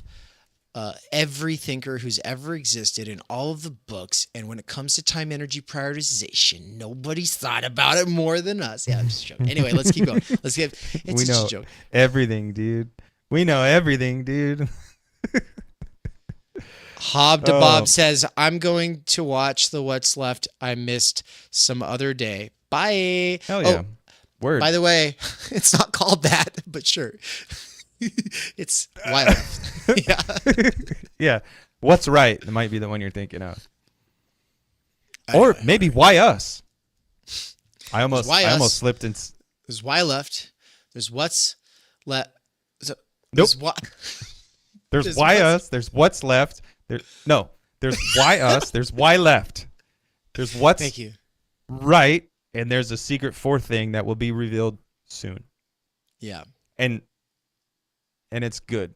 And then there's also this kind of naming convention for, I mean, like we got internet warlords over here doing stuff, and we're building our own little war machine, right? No, no, no, no, no, no, no. We're just some peaceful little peasants, and we have all of the grain that we've accounted for on the spreadsheets right here. Please don't take our daughter. Yeah. Yeah. Taz, we give Of him course. tribute. Yeah, there's no competition here. Of course there's no competition. Hey, come on, what are you fucking... Yeah, no. Okay. It's like, no, okay. A All tribute to newspaper the is Lord, delivered. Yeah, we're not worthy. Go, let us do our thing. A newspaper is delivered to a doorstep, and the next day wraps fish or builds an archive. Most books fall out of print after 1 year, yet even within that period, they can be sold in used bookstores and stored in libraries, quoted in reviews, parodied in magazines, described in conversations, and plundered for costumes for kids to wear on Halloween. The demarcation between various possible uses is beautifully graded and hard to define, the more so as artifacts distill into and repercuss through the realm of culture into which they've been entered. The more so as they engage the receptive minds for whom they were presumably intended. Active reading is an impertinent raid on the literary preserve. Readers are like nomads, poaching their way across fields they do not own. Artists are no more able to control the imaginations of their audiences than the culture industry is able to control second uses of its artifacts. In the children's classic, The Velveteen Rabbit, the old skin horse offers the rabbit a lecture on the practice of textual poaching. The value of a new toy lies not in its material qualities, not having things that buzz inside you and a stick-out handle, the skin horse explains, but rather in how the toy is used. Real isn't how you are made, it's a thing that happens to you. When a child loves you for a long, long time, not just to play with, but really loves you, then you become real. The rabbit is fearful, recognizing that consumer goods don't become real without being actively reworked. Does it hurt? Reassuring him, the skin horse says, it doesn't happen all at once. It takes a long time. Generally, by the time you are real, most of your hair has been loved off and your eyes drop out and you get loose in the joints and very shabby. Seen from the perspective of the toy maker, the Velveteen Rabbit's loose joints and missing eyes represent vandalism, signs of misuse and rough treatment. For others, these are marks of its loving use. Artists and their surrogates who fall into the trap of seeking recompense for every possible second use end up attacking their own best audience members for the crime of exalting and enshrining their work. The Recording Industry Association of America prosecuting their own record-buying public makes as little sense as the novelists who bristle at autographing used copies of their books for collectors. And artists, or their heirs, who fall into the trap of attacking the collagists and satirists and digital samplers of their work are attacking the next generation of creators for the crime of being influenced, for the crime of responding with the same mixture of intoxication, resentment, lust, and glee that characterizes all artistic successors. By doing so, the crime of being influenced. By doing so, they make the world smaller, betraying what seems to me the primary motivation for participating in the world of culture in the first place. To make the world larger. This shit is fucking really good, dude. Mm-hmm. Very, very good. Very, very good. Yeah, a lot of what we read Sort. on stream is not a lot of. We don't tend to read uh, just a great literary author who's doing like a Mhm. literary criticism kind of work. Uh, we tend to just read primary texts, but this is This so is good. commentary, man. This is cultural commentary, but And it's it's really, really good. And the beautiful. theory's there, dude. Like the theory's here. Yeah. Oh yeah. Um, but it's also this kind of particular struggle. Like this is coming out of like the embodied nature of I'm an artist and I think about these things that are real to me. Like, yeah, this is beautiful writing, and it's valid and sound. It's based, if you will. Mm. Source hypocrisy or denial. The Walt Disney Company has drawn an astonishing catalog from the work of others. Snow White and the Seven Dwarfs, Fantasia, Pinocchio, Dumbo, Bambi, Song of the South, Cinderella, Alice in Wonderland, Robin Hood, Peter Pan, Lady and the Tramp, Mulan, Sleeping Beauty, The Sword and the Stone, The Jungle Book, and at last, Treasure Planet. A legacy of cultural sampling that Shakespeare or De La Soul could get behind. Yet, Disney's protectorate of lobbyists has policed the resulting cache of cultural materials as vigilantly as if it were Fort Knox, threatening legal action, for instance, against the artist Dennis Oppenheim for the use of Disney characters in a sculpture and prohibiting the scholar Holly Crawford from using any Disney-related images, including artwork by Lichtenstein, Warhol, Oldenburg, and others, in her monograph attached to the mouse, Disney and Contemporary Art. This peculiar and specific act, the enclosure of Commonwealth culture for the benefit of a sole or corporate owner, is close kin to what would be called imperial plagiarism, the free use of third world or primitive artworks and styles by more privileged and better paid artists. Think of Picasso's Les Demoiselles d'Avignon or some of the albums of Paul Simon or David Byrne. Even without violating copyright, those creators have sometimes come in for a certain skepticism when the extent of their outsourcing became evident.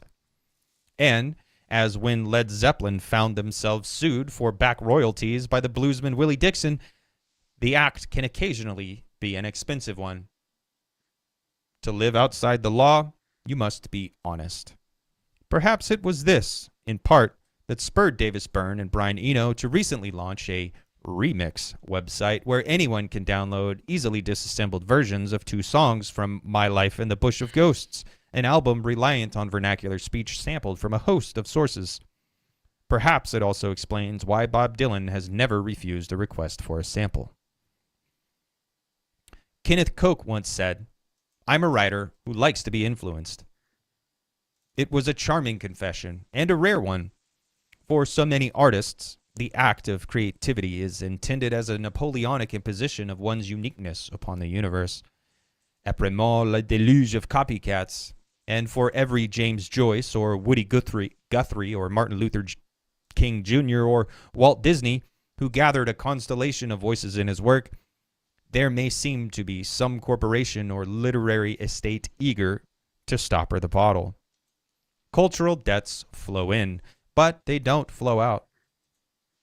We might call this tendency source hypocrisy, or we could name it after the most pernicious source of hypocrites of all time, denial. You can't steal a gift. My reader may, understandably, be on the verge of crying, "Communist!" A large, diverse society cannot survive without property. A large, diverse, and modern society cannot flourish without some form of intellectual property. But it takes little reflection to grasp that there is ample value that the term property doesn't capture. And works of art exist simultaneously in 2 economies, a market economy and a gift economy. The cardinal difference between gift and commodity exchange is that a gift establishes a feeling bond between two people, whereas the sale of a commodity leaves no necessary connection. I go into a hardware store, pay the man for a hacksaw blade, and walk out. I may never see him again. The disconnectedness is, in fact, a virtue of the commodity mode. We don't want to be bothered, and if the clerk always wants to chat about the family, I'll shop elsewhere. I just want a hacksaw blade. But a gift makes a connection. There are many examples. The candy or cigarette offered to a stranger who shares a seat on the plane. A few words that indicate goodwill between passengers on the late-night bus. These tokens establish the simplest bonds of social life, but the model they offer may be extended to the most complicated of unions. Marriage, parenthood, mentorship. If a value is placed on these, often essentially unequal exchanges, they degenerate into something else. Yet, one of the more difficult things to comprehend is that the gift economies, like those that sustain open source software, coexist so naturally with the market. It is precisely this doubleness in art practices that we must identify, ratify, and enshrine in our lives as participants in culture, either as producers or consumers. Art that matters to us, which moves the heart, or revives the soul, or delights the senses, or offers courage for the living. However we choose to describe the experience, is received as a gift is received. Even if we've paid a fee at the door of the museum or concert hall, when we are touched by a work of art, something comes to us that has nothing to do with the price.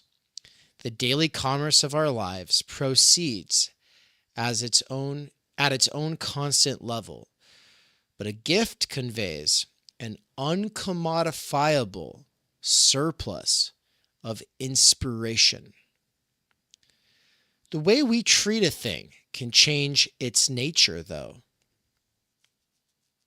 Religions often prohibit the sale of sacred objects, which is, kind of why the whole Lily Phillips discourse matters. And people trying to act like bodies are just anything else in the world. It's all just resources, man. Religions often prohibit the sale of sacred objects, the implication being that their sanctity is lost if they are bought and sold. We consider it unacceptable to sell sex, babies, body organs, legal rights, and votes. The idea that something should never be commodified is generally known as inalienability, or what does that say? I can't see that. The word's too small. It's kind of blurry. Inalienability or unalienability. Thank you. It's just the prefix. A concept most famously expressed by Thomas Jefferson in the phrase, endowed by their creator with certain unalienable rights. A work of art seems to be a hardier breed. It can be sold in the market and still emerge a work of art. But if it is true that in the essential commerce of art, a gift is carried by the work from the artist to his audience, if I am right to say that where there is no gift, there is no art, then it may be possible to destroy a work of art by converting it into a pure commodity. I don't maintain that art can't be bought and sold, but that the gift portion of the work places a constraint upon our merchandising. This is the reason why even a really beautiful, ingenious, powerful ad, of which there are a lot, can never be any kind of real art. An ad has no status as gift, as in it's never really for the person it's directed at. And this is one of the crises at Theory Underground. We're out here giving away more from this channel for free than some people would recommend. Some folks would say we should not be doing that. Some people would say we should put a lot of it behind the paywall. And of course, the courses have been behind the paywall. As we move into 2025, a lot more stuff's going to be free. A lot more stuff's going to be happening. Everyone who's felt overwhelmed by TU is going to get used to it. You're all Buckle just going up, to come to homie. terms with it. I've had encounters with people in my lives where I'll be like, I'll reference something on the channel and they'll balk, like they'll visibly balk about all the stuff we're doing. And it's because they feel like they have to try to keep up with it or they shouldn't ever peek in at all. And it's just like, pop in, say hi, dude. Like if there was a band, if you were friends with somebody in a band that was always playing at the coffee shop, would you be like, I haven't been able to hear all you guys' music, so I can't pop into this coffee shop? It's like, what the fuck is wrong with you? So That's it's the okay, tendency of guys. the medium, dude. People are habituated to think you have, like, presentism. You have to keep up. You have to be the ultimate consumer of all things we ever do because this is your entire identity. Because here in modernity, it's a rejection. It's a denial of your own interiority and your own subjectivity. And you are forced to kind of be fascinated by and take all this ecstasy at face value and deny the fact that you have a life for yourself. And look, it's hard to see that you have a life when your entire life consists of produce, consume. That's why it takes like radically fucking investigating and like figuring out the situation so we can figure out how can we take back agency? How, like, what space exists for us to reclaim? We're not just going to come run out here and say dictatorship of the proletariat because that's not it, dude. But it is the case that something needs to happen. And like that's it. Thinking about the situation we are in and also the situation that we might possibly find ourselves in by creating it for ourselves. And that takes theorizing. This is why I love Benjamin earlier today talking about praxis and theory and like what are they, and like no, necessarily the only good praxis and theory is kind of going to be the same fucking thing, and it's happening in Theory Underground. The power of gift economy remains difficult for the empiricists of our market culture to understand. In our times, the rhetoric of the market presumes that everything should be and can be appropriately bought, sold, and owned, a tide of alienation lapping daily at the dwindling redoubt of the unalienable. In free market theory, an intervention to halt propertization is considered paternalistic because it inhibits the free action of the citizen, now reposited as a potential entrepreneur. Of course, in the real world, we know that child rearing, family life, education, socialization, sexuality, political life, and many other basic human activities require insulation from market forces. In fact, paying for many of these things can ruin them. We may be willing to peek at Who Wants to Marry a Multimillionaire or an eBay auction of the ova of fashion models, but only to reassure ourselves that some things are still beneath our standards of dignity. What's remarkable about gift economies is that they can flourish in the most unlikely places, in rundown neighborhoods, on the internet, in scientific communities, and among members of Alcoholics Anonymous. Shout out to our brothers in recovery. A classic example is commercial blood systems, which generally produce blood supplies of lower safety, purity, and potency than volunteer systems. A gift economy may be superior when it comes to maintaining a group's commitment to certain extra market values. The commons. Another way of understanding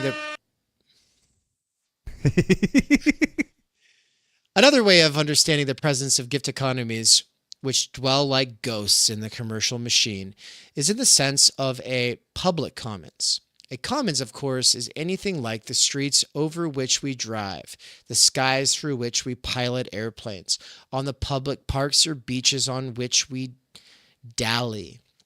A commons or skateboard. A commons belongs to everyone and no one, and its use is controlled only by common consent. A commons, actually, and let's be honest, it's how many people consented to the park. Let's be real. It's presumed common consent. Mm-hmm. A commons describes resources like the body of ancient music drawn on by composers and folk musicians alike, rather than the commodities like "Happy Birthday to You," for which ASCAP, ASCAP, 114 years after it was written, continues to collect a fee. That's Einstein's insane. Einstein's theory of relativity is a commons. Writing in the public domain are a common. Gossip about celebrities is a commons. The silence in a movie theater is a transitory commons. I'd like to tell the girls who were talking into the theater earlier this week about that. Yeah, the silence in a movie theater is a transitory commons, impossibly fragile, treasured by those who crave it, and constructed as a mutual gift by those who compose it. Ooh, that is a great way to explain the commons. That really is. Like, it's this thing, and it's precious, and it's constructed, and it's contingent, It's but fragile. it's also, it becomes like this necessary thing by way of its like constructed nature, and it's so precious and so fragile. And if you're that guy, so when we react against that guy and we say, don't make it about you, dude, we are reacting against the fact that you are blowing up our spot. And what is our spot? Our spot is a transitory commons. We are trying to at least approach a transitory commons, a shared mutual resource that comes at the cost of energy expenditure in the form of years of research and years of thought and concern, and learning how to do this, learning how to use the technology that we're using to do this type of work. Dude, These things support this constructed commons. And when you come in and you blow it up, you're shitting on our party, but you're also shitting on this virtual thing that we're trying to propagate out into the world. yeah. And you're missing the point that this is not a YouTube channel or a podcast. This is an institution we're building, and doing so requires a lot of work. And there's a school of thought in formation. And the most important part about all those factors, guys, is that it's very much like the skateboard ramp that you put up with your friends, and then you're trying to skate it, and then some dork who's not invested in the project comes walking up in front of you right when you come off you come down to do your trick, and then that person comes walking right in front of you because they're just oblivious. And I saw a clip the other day that I have in mind. I'd show it if I had it up, but it's just like there's a group of friends, and this guy, it's just like this clip where like the guy comes down on this and he hits this kid who was running up to go, hey, he's trying to show him something. And the kid who eats shit, like, you know, that he gets hurt in the process, and he rolls, and he's like, ah! He's like, fuck! And he's just like screaming.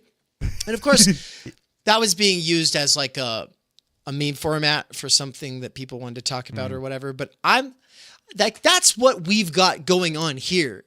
And so like what people do is they act the way that they act in other streams in our spot. And it's like, well, you've been going to like surfing events. You don't know what kind of thing we're doing. It's its own thing.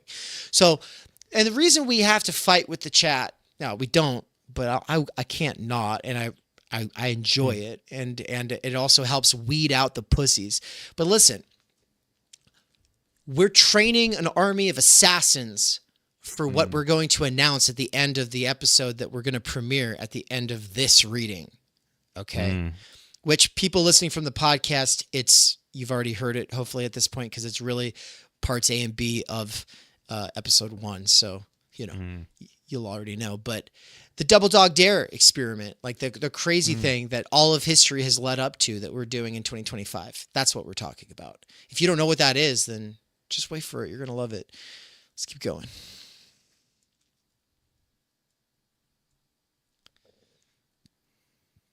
The world of art and culture is a vast commons, one that is salted through with zones of utter commerce, yet remains gloriously immune to any overall commodification. The closest resemblance is to the commons of a language, altered by every contributor, expanded by even the most passive user. That a language is a commons doesn't mean that the community owns it. Rather, it belongs between people, possessed by no one, not even by society as a whole. Nearly any commons, though, can be encroached upon, partitioned, enclosed. The American commons include tangible assets such as public forests and minerals, intangible wealth such as copyrights and patents, critical infrastructures such as the internet and government research, and cultural resources such as the broadcast airwaves and public spaces. They include resources we've paid for as taxpayers and inherited from previous generations. They're not just an inventory of marketable assets. They are social institutions and cultural traditions that define us as Americans and enliven us as human beings. Some invasions of the commons are sanctioned because we can no longer muster a spirited commitment to the public sector. The abuse goes unnoticed because the theft of the commons is seen in glimpses, not in panorama. We may occasionally see a former wetland paved. We may hear about the breakthrough cancer drug that tax dollars helped develop, the rights to which pharmaceutical companies acquired for a song. The larger movement goes too much unremarked. The notion of a commons of cultural materials goes more or less unnamed. Honoring the commons is not a matter of moral exhortation. It is a practical necessity. We in Western society are going through a period of intensifying belief in private ownership to the detriment of public good. We have to remain constantly vigilant to prevent raids by those who would selfishly exploit our common heritage for their private gain. Such raids on our natural resources are not examples of enterprise and initiative. They are attempts to take from all the people just for the benefit of a few. Undiscovered public knowledge. Artists and intellectuals despondent over the prospects for originality can take heart from a phenomenon identified about 20 years ago by Dan Swanson, a library scientist at the university. Oh, Don. It's like Ron Swanson. Yeah, I know. You know who Ron Swanson is? The guy from the fucking show? Yeah. That's funny. I wanted it to be him. Yeah, I think it is him. That's my headcanon. At the University of Chicago. He called it undiscovered public knowledge. Swanson showed that standing problems in medical research may be significantly addressed, perhaps even solved, simply by systematically surveying the scientific literature. Left to its own devices, research tends to become more specialized and abstracted from the real-world problems that motivated it and to which it remains relevant. This suggests that such a problem may be tackled effectively not by commissioning more research, but by assuming that most or all of the solution can already be found in various scientific journals, waiting to be assembled by someone willing to read across specialties. Swanson himself did this in the case of Raynaud's syndrome, a disease that causes the fingers of young women to become numb. His finding is especially striking, perhaps even scandalous, because it happened in the ever-expanding biomedical sciences. Anne might have that disease. Her fingers are always cold. Raynaud. So that's interesting. I don't know about this Ron Swanson feller, but it is the case that like right now they're trying to do this type of research with algorithms, and there was a lot of hype about it. There was a lot of people that were saying, yeah, all these algorithms are going to like synthesize all this disparate research and we're going to come up with all kinds of dope shit. And so far it hasn't really panned out. But also, it probably is panning out and they're just keeping it behind fucking copyright. Like that's actually probably what is happening. Like we live in the fucking future, dude. We live in the fucking future. We should have all this shit figured out. AIDS should be gone. Cancer should be gone. Like everything should be fucking solved. Yeah. The only reason it's not is because property rights.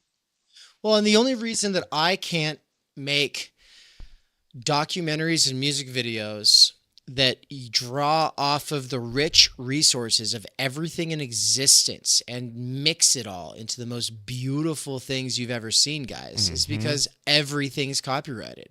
And though I'm technically allowed, Someone that's says show feet. a skinny ass leg. Yeah, it's because I told them to prove that they have Reynolds because they said they have it, and I said prove it. But and they said show feet because it's like, yeah. But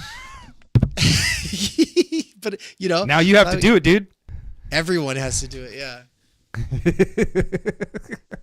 Okay. Anyway, so let's keep going. I can't believe this turned out to be as long as it is, but I'm happy. Yeah, dude. I'm happy too. This shit goes hard, dude. Yeah. But you were gonna say something, and I interrupted you. I know, but it's not important. Let's keep going.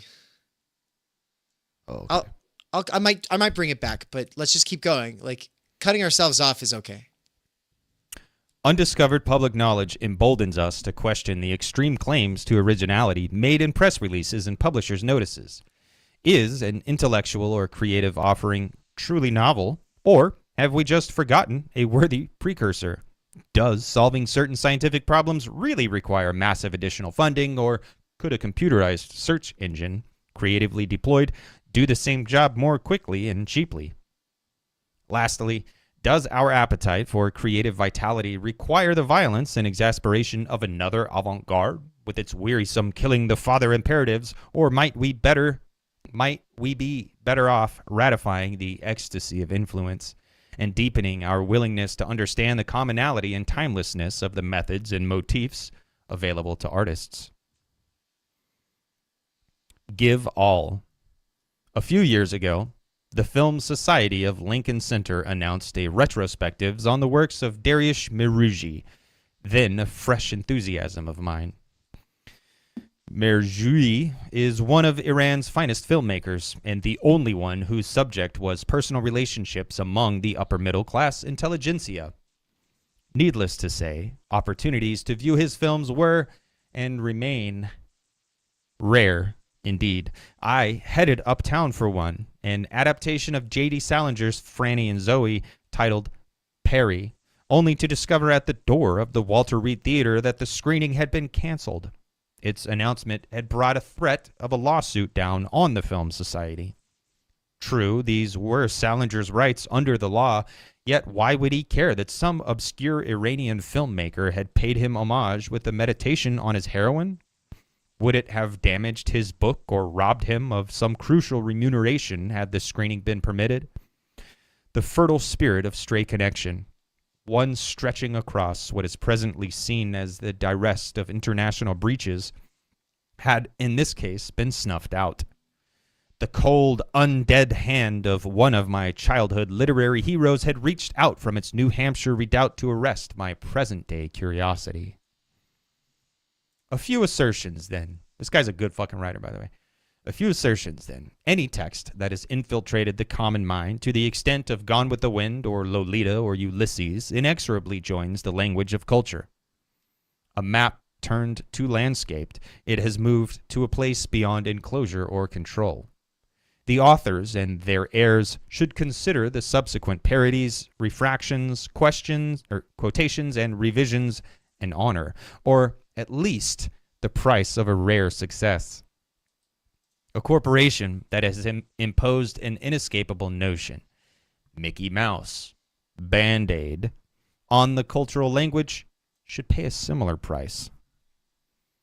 The primary objective of copyright is not to reward the labor of authors, but to promote the progress of science and useful arts. To this end, copyright assures authors the right to their original expression, but encourages others to build freely upon the ideas and information conveyed by a work. This result is neither unfair nor unfortunate. Contemporary copyright, trademark, and patent law is presently corrupted. The case for perpetual copyright is a denial of the essential gift aspect of the creative act. Arguments in its favor are as un-American as those for the repeal of the estate tax. Art is sourced. Apprentices graze in the field of culture. Digital sampling is an art method like any other, neutral in itself. Despite hand-wringing at each technological turn, radio, the internet, the future will be much like the past.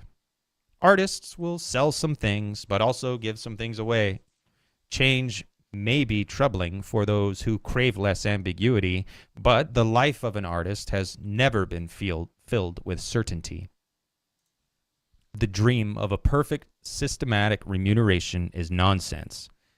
I pay rent with the price my words bring when published in glossy magazines, and at the same moment offer them for almost nothing to impoverished literary quarterlies, or speak them for free into the air in a radio interview.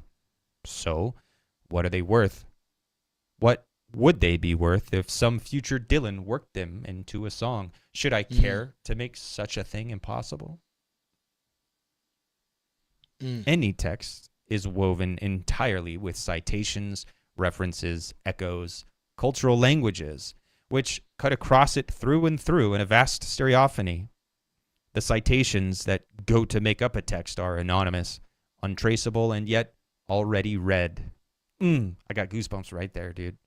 They are quotations without inverted commas. The kernel, the soul. Let us go further and say the substance, the bulk, the actual and valuable material of all human utterances is plagiarism. For substantially all ideas are second-hand, consciously and unconsciously drawn from a million outside sources and daily used by the garnerer with a pride and satisfaction born of the superstition that he originated them, whereas there is not a rag of originality about them anywhere except the little discoloration they get from his mental and moral caliber and his temperament, and which is revealed in characteristics of phrasing. Old and new make the warp and woof of every moment. There is no thread that is not a twist of these two strands. By necessity, by proclivity, and by delight, we all quote. Neurological study has lately shown that memory, imagination, and consciousness itself is stitched, quilted, pastiched. If we cut and paste ourselves, might we not forgive it of our artwork? Our artworks. Artworks? Artists and writers. Yeah, I want to take the last two paragraphs, then I'll let you have the last one. So I'm going to just... artists and writers and our advocates, our guilds and agents, too often subscribe to implicit claims of originality that do injury to these truths.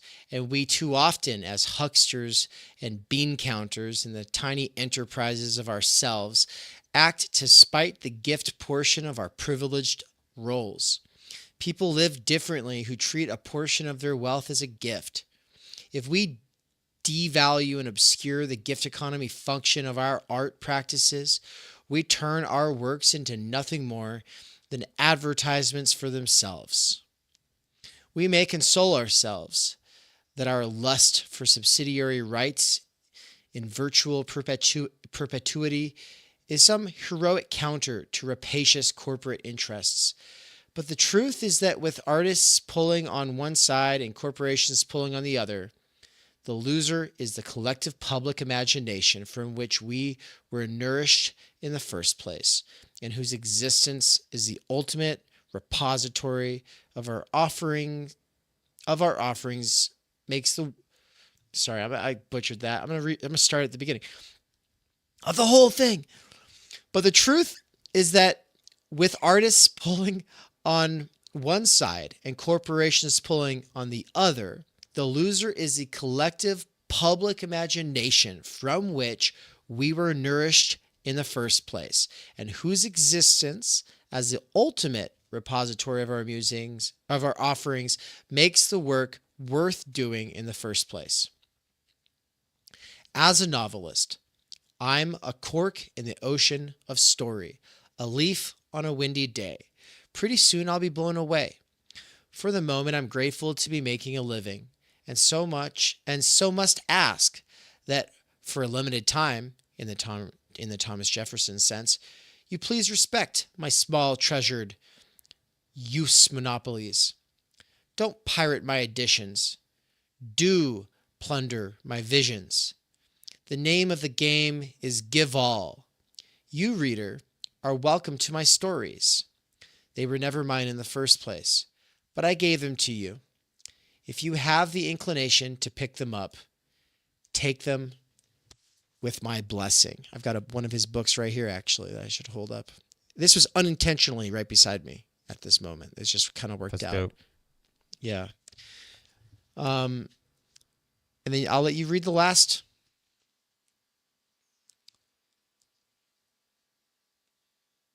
How long is Let me explain. So go back to what it said. Don't look. This is footnotes. Don't look at that.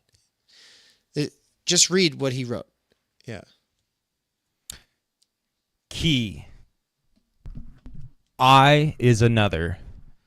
This key to the preceding essay names the source of every line I stole, warped, and cobbled together as I wrote. Except, alas, those sources I forgot along the way. First uses of a given author or speaker are highlighted in red. Nearly every sentence I culled I also revised, at least slightly, for necessities of space, in order to produce a more consistent tone, or simply because I felt like it. So we don't have to read all these because this key shows us where he got all this stuff. Basically, he did a Burroughs here. He just took it all and just did it without any citations, without any footnotes. And then he saves it all for the key here at the end, where he shows you how he revised and kind of stitched together all of this other stuff. It's so cool. I love that he did this. So it's this pastiche. It's this this is a collage essentially, and he reworked, I think probably minimally, because I think that was his intention, to do minimal reworking. And it's amazing because that was beautifully written. That was fucking top tier writing going on. And it's all essentially the words of others that he's kind of put his mouth around. Let's read a few examples. The When I Was 13 one. Because it's got Burroughs. Where is that one? When I was 13, 2, no plagiarist at all. This is from, that's William Gibson, not William Burroughs. This is from William Gibson's God's Little Toys in Wired magazine. My own first encounter with William Burroughs, also at age 13, was less epiphanic. Having grown up with a painter father who, during family visits to galleries or museums, approvingly noted collage and appropriation techniques in the visual arts, Picasso, Claes Oldenburg, Stuart Davis, I was gratified, but not surprised, to learn that literature could encompass the same methods. Yeah, so that's the kind of things that you're finding. Sometimes it's a lot more obvious that he took a chunk of something and then really change. Oh, David Shields is mentioned down, but go to the key. Let's read that. It's down. It's the second to last paragraph, third to last paragraph. Key to the key. David Shields. Is that our David Shields? Hold on. My efforts owe a great deal to the recent essays of David. Yeah, it sounds like it's got to be, dude. Yeah, let's read that paragraph. Yeah. Key to the key. The notion of a collage text is, of course, not original to me. Walter Benjamin's Incomplete Arcades project seemingly would have featured extensive interlaced quotations. That's available on LibGen, by the way, in case anyone wants to go look at it. Other precedents include Graham Rawls' novel Diary of an Amateur Photographer, its text harvested from photography magazines, and Eduardo Paolizzi's collage novel Kex, cobbled from crime novels and newspaper clippings closer to home. My efforts owe a great deal to the recent essays of David Shields in which diverse quotes are made to closely intertwine and reverberate, and to conversations with editor Sean Howe and archivist Pamela Jackson. Last year, David Edelstein, in New York Magazine, satirized the Keva Viswanthan plagiarism case by creating an almost completely plagiarized column denouncing her actions. Edelstein intended to demonstrate through ironic example how bricolage such as his own was ipso facto facile and unworthy. Although Viswanthan's version of creative copying was a pitiable one, I differ with Edelstein's conclusions.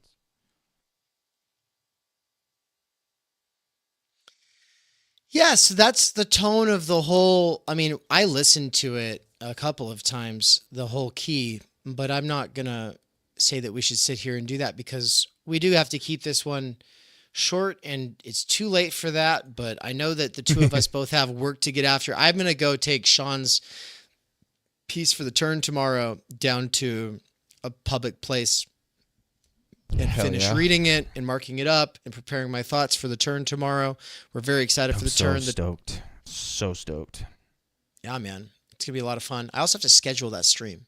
So I'll do that as well. But everybody, this was an article by Jonathan Lethem or Lethem, I'm not sure which, in which he drew on the entire history of culture and humanity, or at least culture and humanity insofar as he's touched it or it's touched him. And he weaved it all into this beautiful, beautiful piece. And I think one of the big inspirations for us is because we want to do this ourselves with music, with films, with all the kinds of media that have gotten stuck in our heads or become a part of our life. If it's something that brings a kind of nostalgia, if it's something that disturbs me, if it's something I can't get out of my head, then I should be able to use it to weave into my own thing. In the world of writing, if someone inspires you, then you can quote them and engage with it. But on YouTube, it has become increasingly difficult to do that, and it's really upsetting. It's really sad, and I don't. I got cucked trying to watch the Adam Curtis documentary. I got YouTube shut my fucking stream down. Yeah, it's terrible. It's terrible. Nance, could you play the video I just dropped in the chat? Make sure your original sound for your musicians is on, and that you're sharing sound. And it's just a little song. It's 1 minute long. It's very important. It's kind of the quilting point here, guys. I hope that you'll love it as much as me. This is by Nina Paley, someone who got canceled a lot back in the day.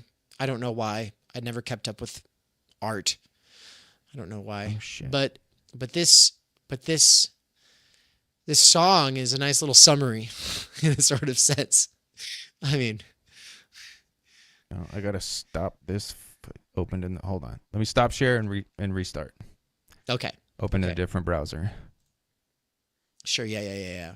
Actually, let me do it. I'll do it. I'll share it. Okay. Cool. I'll share it. Yeah. Since we're doing that anyway, let's go ahead and make it so you can see it. There we go. And there you go. You see it. But now everyone else is like, okay, but what's with this lame layout, Dave? Hold on. Let me push the button.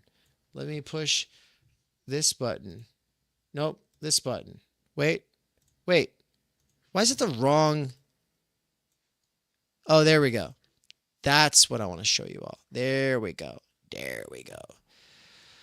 Also, I just realized that if Jonathan Lethem watches this dicking around on stream is weird, probably. But hey, man, good to see ya. Thanks for dropping by. We love your piece. Thank you.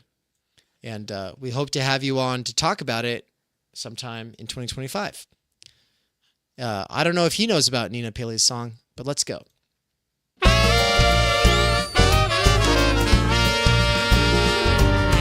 Copying is not theft. Stealing a thing leaves one less left. Copying, it makes one thing more. That's what copying's for. Copying is not theft. If I copy yours, you have it too. One for me and one for you. That's what copies can do. If I steal your bicycle, you have to take the bus.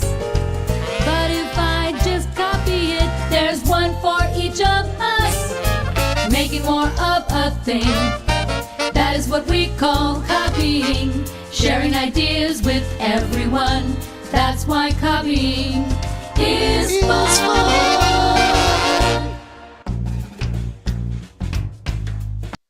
There you go. Dude. There's like an obligatory sequel where she basically has a song about don't be a dick, and like you still give credit. Yeah. I think she got a lot of flack, so she was like, okay, look, you guys have a point. Like, copying is fun, but also don't be a dick. That's the point. Don't be a dick. Don't be a dick. And what sucks is that we kind of people, we can understand don't be a dick. It's a loose thing. But the corporations get to be dicks, and it's like legally supported dickery. And like that's what sucks about it. It's like, no, it is fucked up that I can't have this book that I want because I don't have the money. When like it's bits on a computer. It's ones and zeros. Like there is nothing like it's I'm not stealing it from you. No, I'm trying dude, to enrich myself. They will justify it with supply and demand, but it's like, I'm sorry, the supply is officially infinite. You don't get to act like it's some limited supply when it's copying, okay? Like the rules of supply and demand, as far as like justifying how you've derived the price, they don't apply here. So at Theory Underground, we do not base the price schema on any such notions. It's based on socially necessary labor time and our time energy and our dignity and our boundaries about what we know we have to have and what we can't not do. It's a difficult thing to navigate. And when someone comes along and says, "Oh, but platinum's too expensive for a worker with earbuds, but you said you're making this for a worker with..." I'm making this for an obsessive worker with earbuds, okay? I'm making this for the one who stops drinking to focus on it. And if that's not you, that's okay, because guess what? There is a trickle-down effect, which is this. If I'm happy, if Benjamin's happy, if Nance is happy, if Anne's happy, if Mikey's happy, happy life for everybody. Trust me on that. If we have our needs covered, then we can do what we love. And if you're here for it, just imagine what it would be if we were free. And Mikey, especially considering the fact that he's been free before, and that what we have right now is a sort of leftover trickle down from his time before wage labor, from his deep study, from his 15 years of essentially sabbatical, right? Like his just being able to do what he wanted. Well, yeah, Free Mikey is a metonym for free us. Help us build this institution. How do we do that? Well, become a subscriber.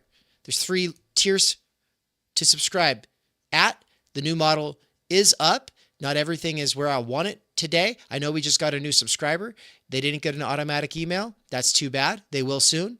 Folks, I still have to do things manually for a little bit longer, but we're almost there. We almost have the member handbook. We almost have the automatic welcome email with all the relevant links. We almost have the base plan.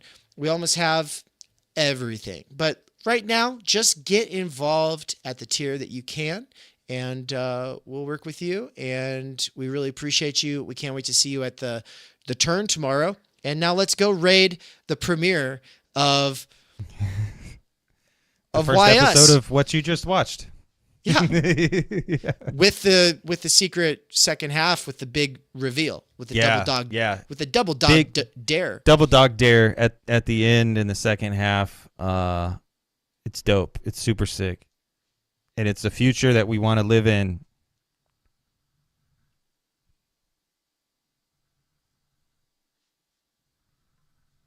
Bye, guys.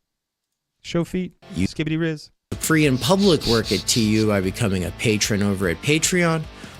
But if you would like to get involved and become a member at Theory Underground so that you can listen to special content that is not accessible to anyone else, or if you go up a subscriber level, actually join in the discussions, or at the top level, have us actually read your work, giving constructive feedback, and ultimately paving a way to potentially being a part of what we call the turn. then you'll want to become a subscriber. That's how you will access the ongoing courses and seminars.